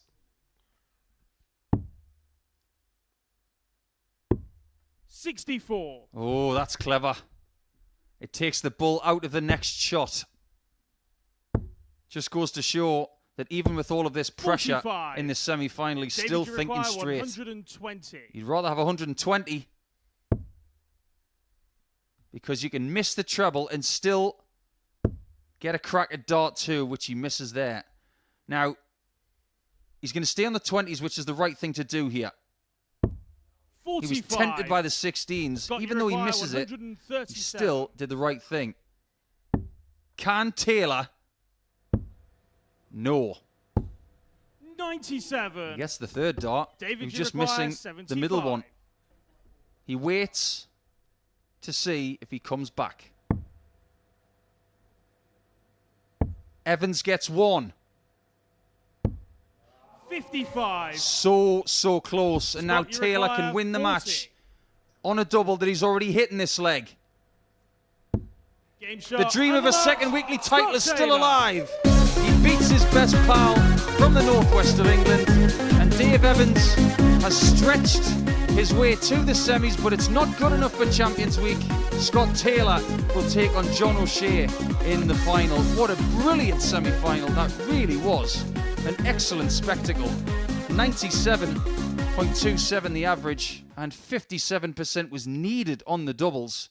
Minimal chances in that contest, and Evans was always fighting against not having the darts in that second semi-final. But it is set. Your final will be between England and the Republic of Ireland.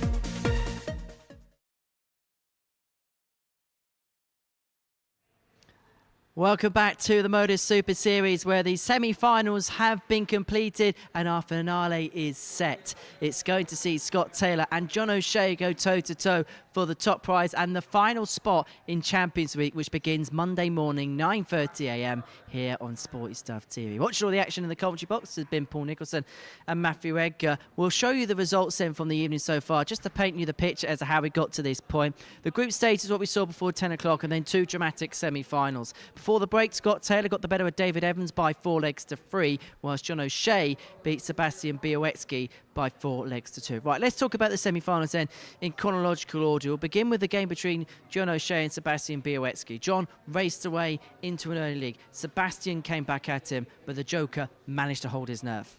Just about. I think when the nerves settled at the end of this game, it would have been a big puff of the cheeks from John, because when he was going for 888, it was a double that has been quite cooperative over the last couple of days.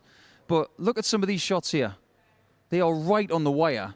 And preceding that were 3 darts that were caressing the outside of the wire. And he was so convinced that he was going to have to go to a 7th leg. It just so happens that Białecki, who had this streak of doubles, 6 or 7 in a row, it just happened for him that he lost his range. And all of a sudden, Białecki's not going to be part of Champions Week.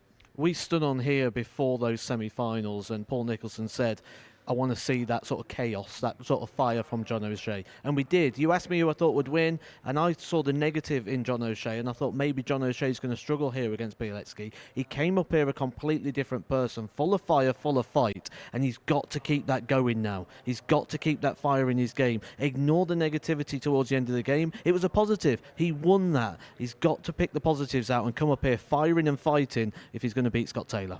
And as Matt says, he's going to meet Scott Taylor in the final, who got the better of David Evans by 4 legs to 3 in a real drama-ridden second semi-final. That is for sure. An average of 97 in the end. Look, it's not his highest average of the week, but goodness me, he saved one of his best ones for a big game.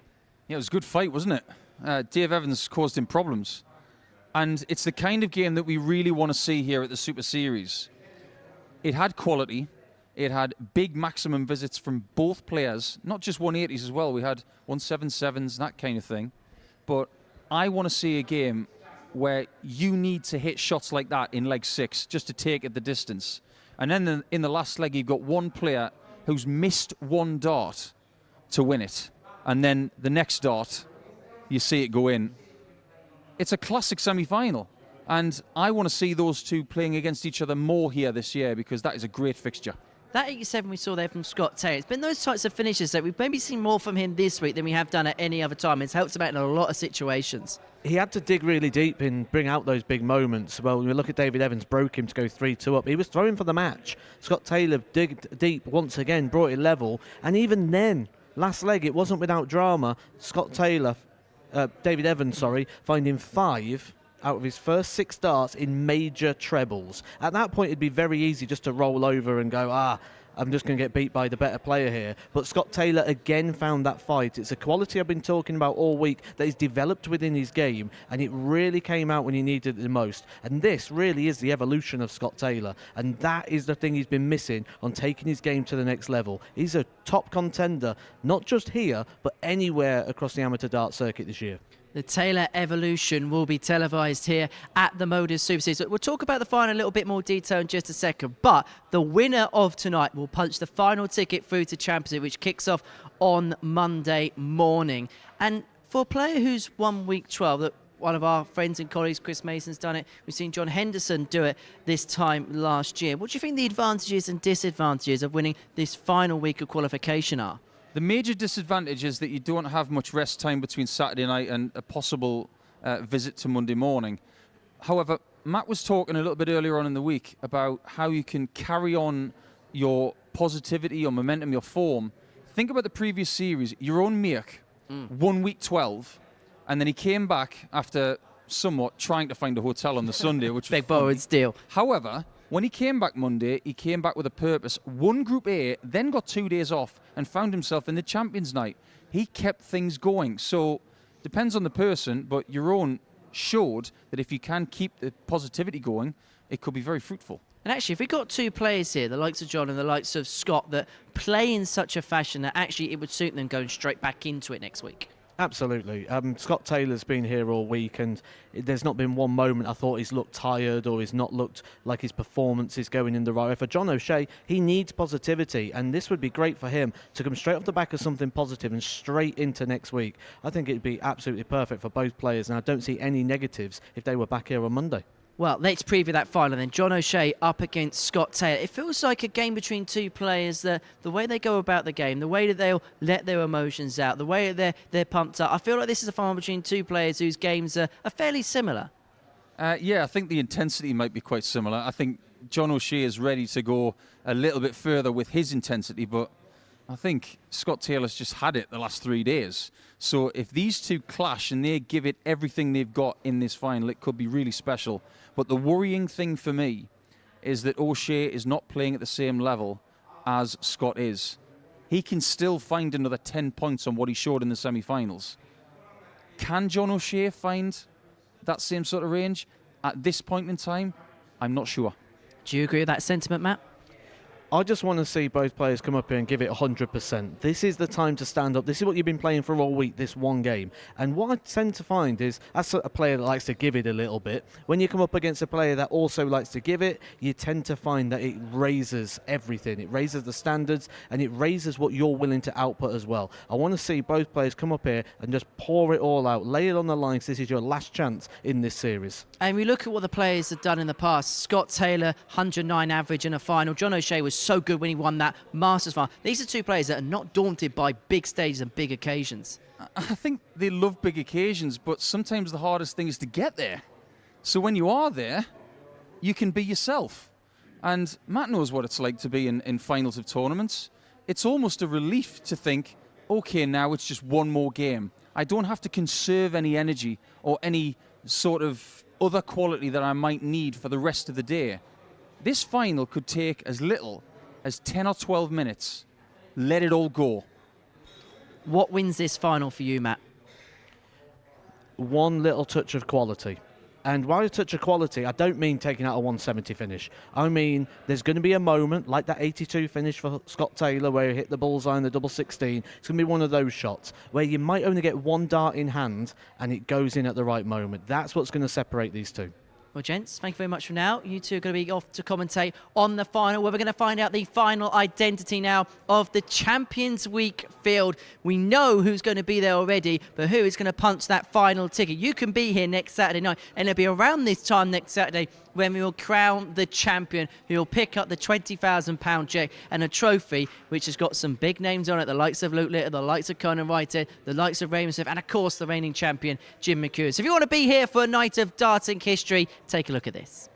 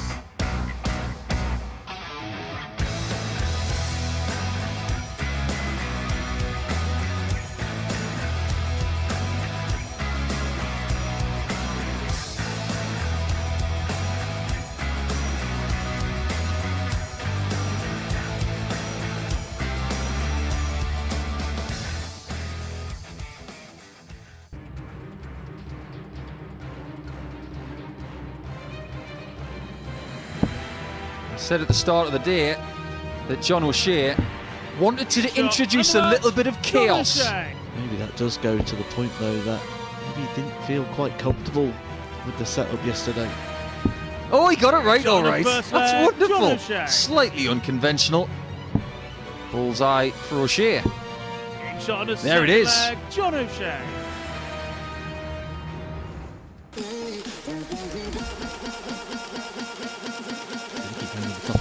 Until you give me one. But he's had one of these hit against him already today, has Steve Hine, and there's another one. Doesn't have the longest streak of wins.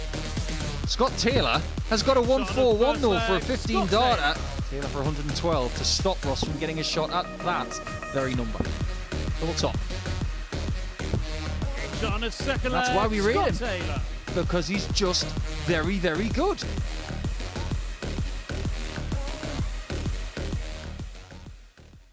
Well, that's the question on everybody's minds. It's incredible to think that it was the middle of November when the process to decide who was going to make it through to Champions Week was going to begin after Jim McEwen lifted the title of hoist here at the Live Lounge in Portsmouth. The final name, the final identity is going to be found out here. Is it going to be John O'Shea? Is he going to enjoy a dream debut that's going to go all the way through the Champions Week? Or is Scott Taylor going to make a return? He's already had a Champions Night appearance. Is he going to have a second crack back at Champions Week? Let's find out for one final time this evening. It's a very good evening to our commentary team of Matthew Edgar and Paul Nicholson.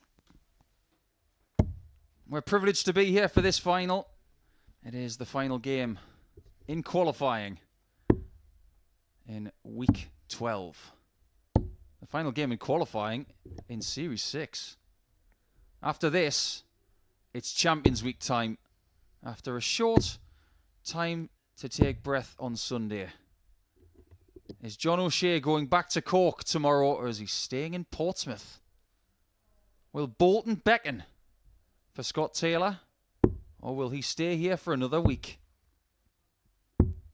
We think that Scott Taylor is safe already. First leg, it's John to throw first. But it's not about that right now. Game on. It's about that piece of silverware on the stage and an extra £2,500.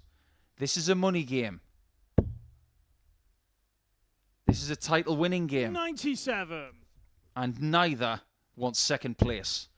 Sometimes when you get to this point of the week, you see people go up the stage 44. and try and play down the intensity of the situation, almost having a bit of laugh between themselves and having a bit of chat up. Not these two. These two have come up on stage. They have not looked at each other. Heads have been down. This is going to be an intense quality battle for the title. 139. Averages for the night, Scott Taylor 92.06. Still maintaining that excellent average number, well over 90. 60. He's also 48% on doubles for the night throughout his 3 matches, which is really, really good. 88.1 for John with 36% on doubles. It's good, but will that kind of game be good enough against Scott if they play it to type?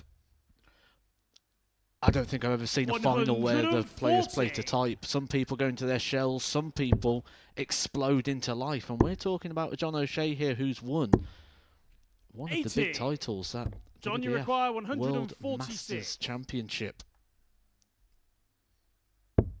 Last person to lift that iconic trophy as well in the set format. 58. Probably best don't get me started on that subject. I'm a bit of a traditionalist. 60. 88 for John to take the lead. 88. He won the bullseye in the practice room, the only bull off all week. And it's the bull he needs. 63. Scott, you require 120. The snarl, the hit, the single, the double? 100. Not quite.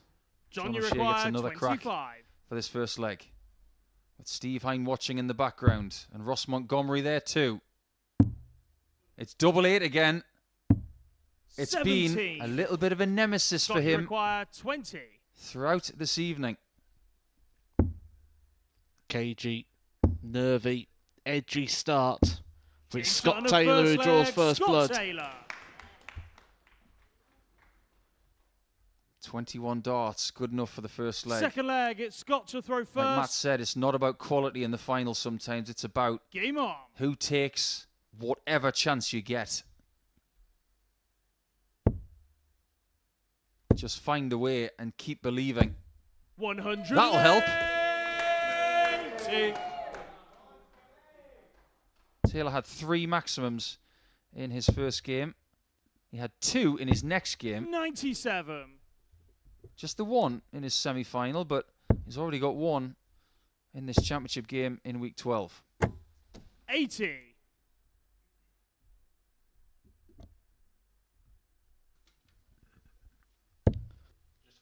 Go up.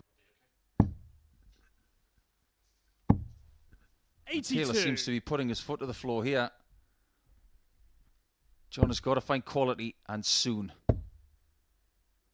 The nature of finals in 140. other venues is that sometimes the final is longer than the games that precede it. One of the best things about this arena is that it's exactly the same. 80. Scott, you require You get a bad start, you could pay the price. Does he pay the price? 61. Not yet. John, you require 142.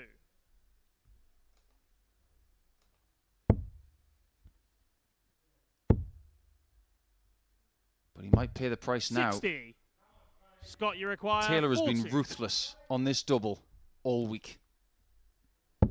Game shot on his second leg. One of the Scott best double Taylor. top shooters I have seen this year so far. He's not showing much emotion here. Third leg. And it's not that Johnson same throw level first. that we saw when he won his Game first weekly title. But it doesn't have to be.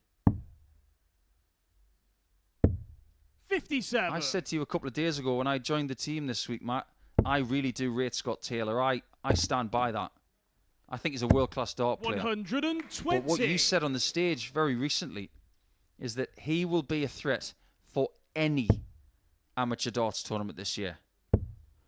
Absolutely, and there'll be players that are watching 85. this that play on things such as the Challenge Tour who will be taking note here of the evolution of Scott Taylor, how he's sort of 38. evolving his game, because he is one of those players that when you're playing on those tours you think he's a good player, but if I get on top of him early, I've got him.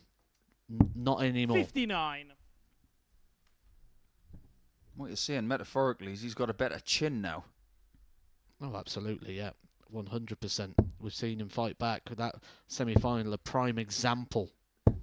41. I think there's a bit of a joke in there because he's from Bolton, which is the hometown of Amir Khan, who, with all due respect, didn't have the greatest chin.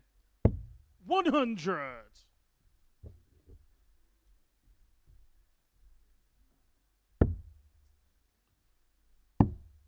The best form of defence is not to get hit. 82. So far, so good for Scott Taylor, who has dodged a couple of bullets. But John's starting to show small signs of frustration here. That dart just below the 60 is plaguing his chances 60. of leaving a doable out. And this is where, throughout the week, Scott Taylor's stepped in and hit something big. 135. Butchering that 60 at John, times you this require week. 140. Again, the first dart is short. It has to change, and fast. 42. He needs a favour from Taylor. Scott, you require 85. The most famous name in darts history is Taylor. And the shot on Scott the third variety is leg, 3-0 Scott up in this Taylor. final. 51 darts is good enough for a 3-0 lead. And he can smell victory. Fourth leg. The It's trophy Scott is to throw only first. 7 feet away from him Game right on. now.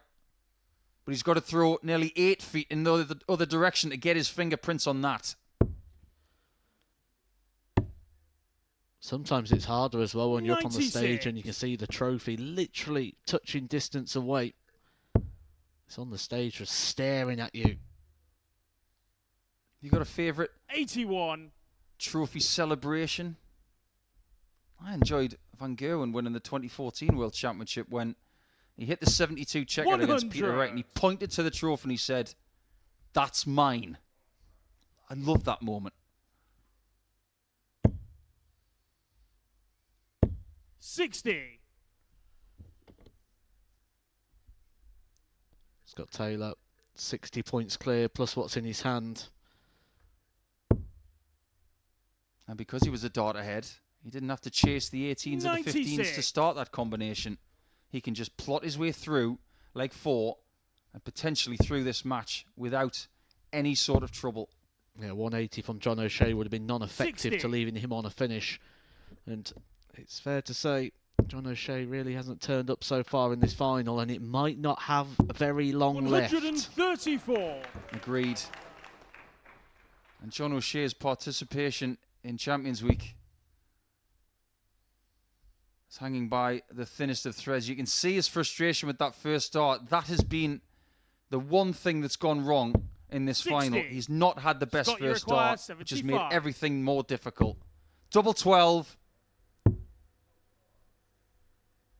Scott Game Taylor has shot. 2 weekly And the MODUS titles Super in the Series bank. Week 12 And he's the champion, final name in the Scott hat Taylor! for Champions Week. Taylor is just too good on this occasion for John O'Shea, who's had a great debut campaign here in week 12. Taylor joins a very select group who has won more than one weekly title on a Saturday night in Portsmouth. He's going to stick around, he's not going home. And 91.09 is a brilliant performance on this stage this evening. He was tested by his best friend in the semi-finals. He came through that. He came through an excellent group of players with Montgomery and O'Shea a little bit earlier on. He will not be toppled and he will not be going home.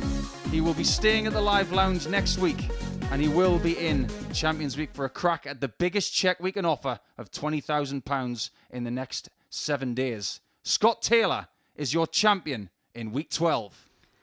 Indeed he is. Thank you very much, Paul Scott. Many, many congratulations. A weekly winner again here in Portsmouth, and I can just see in your face this means a heck of a lot to you. Oh, it does. I'm lost in 2 finals, and they really hurt. The last one against Maya really hurt. What a week though. The players were great, the standard was great, and I'm glad to come through it. You've played some fantastic stuff this week. How would you compare this week to other weeks you've played here? A lot more consistent.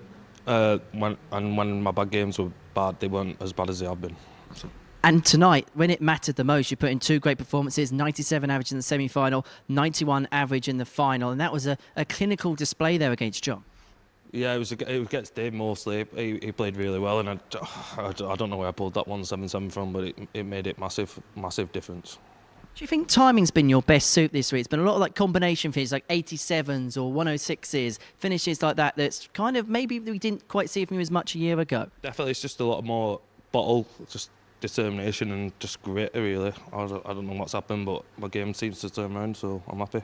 So you win on this stage around about a year ago. What have you learnt about yourself in the past year? And do you think you're a better player than the one that picked up that title in April time? I'm a lot better player.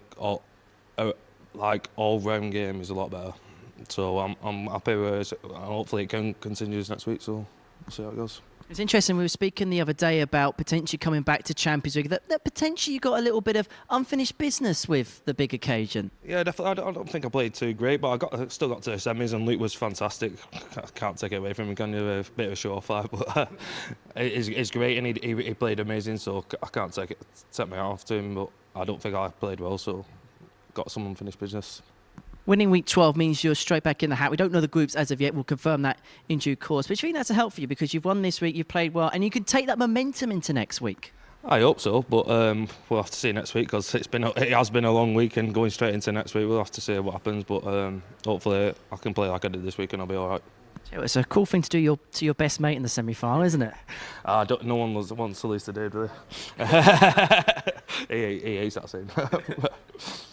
Well, Scott, many, many congratulations. We'll let you lift the trophy aloft. Ladies and gentlemen, the last player through to Champions Week is Scott Taylor! Well done, Scott. Many congratulations. We'll see you next week. And it was very, very business-like from Scott, isn't it? Matthew Edgar's going to come onto stage. Scott having a chat there with Matt. Well, sometimes we have players here who have all the selfies in the world with this cup. It was literally just little lift, see you later, business-like, into next week. He don't want that one, does he? He wants the big one. That's what he wants right now. That's what the focus moves to.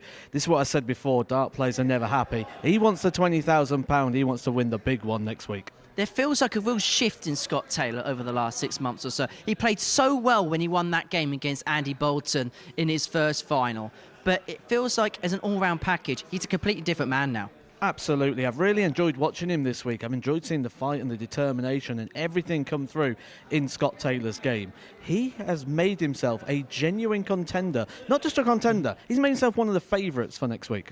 And does the fact winning week 12 the way he has, because the field would have been watching this week, or some would have anyway, does that send out a bigger statement than perhaps winning an earlier week? I would be very surprised if all the players that are confirmed wasn't watching this week. Just try to familiarise yourself with the product once again. And they won't be happy with what they've seen with Scott Taylor. They have been put on notice with the level of performance that he has played this week. He has been exceptional. Should we also take note of the fact that the performances in the semi-finals and final, it was 2 performances that have to take a lot of credit? Gritty. He could have easily lost to David Evans. He could easily have just accepted the defeat because David Evans hit him with everything at the back end of the game. The final, completely different game. John O'Shea didn't quite turn up in that one, and it was more easier for Scott Taylor just to front run away with that one. But quick word on John O'Shea. Really, really good week for him. He's dropped off the tour. He's had a lot of issues. He's been plaguing himself with a lot of pressure. So to make the final, great step forward, and I'm really looking forward to seeing more of him at the Super Series. It's been a good week altogether, really, hasn't it? Next week's got a lot to live up to now because this week has set the tone. The darts we saw this week is what I expect to see next week. So the bar has been set very, very high for those champions.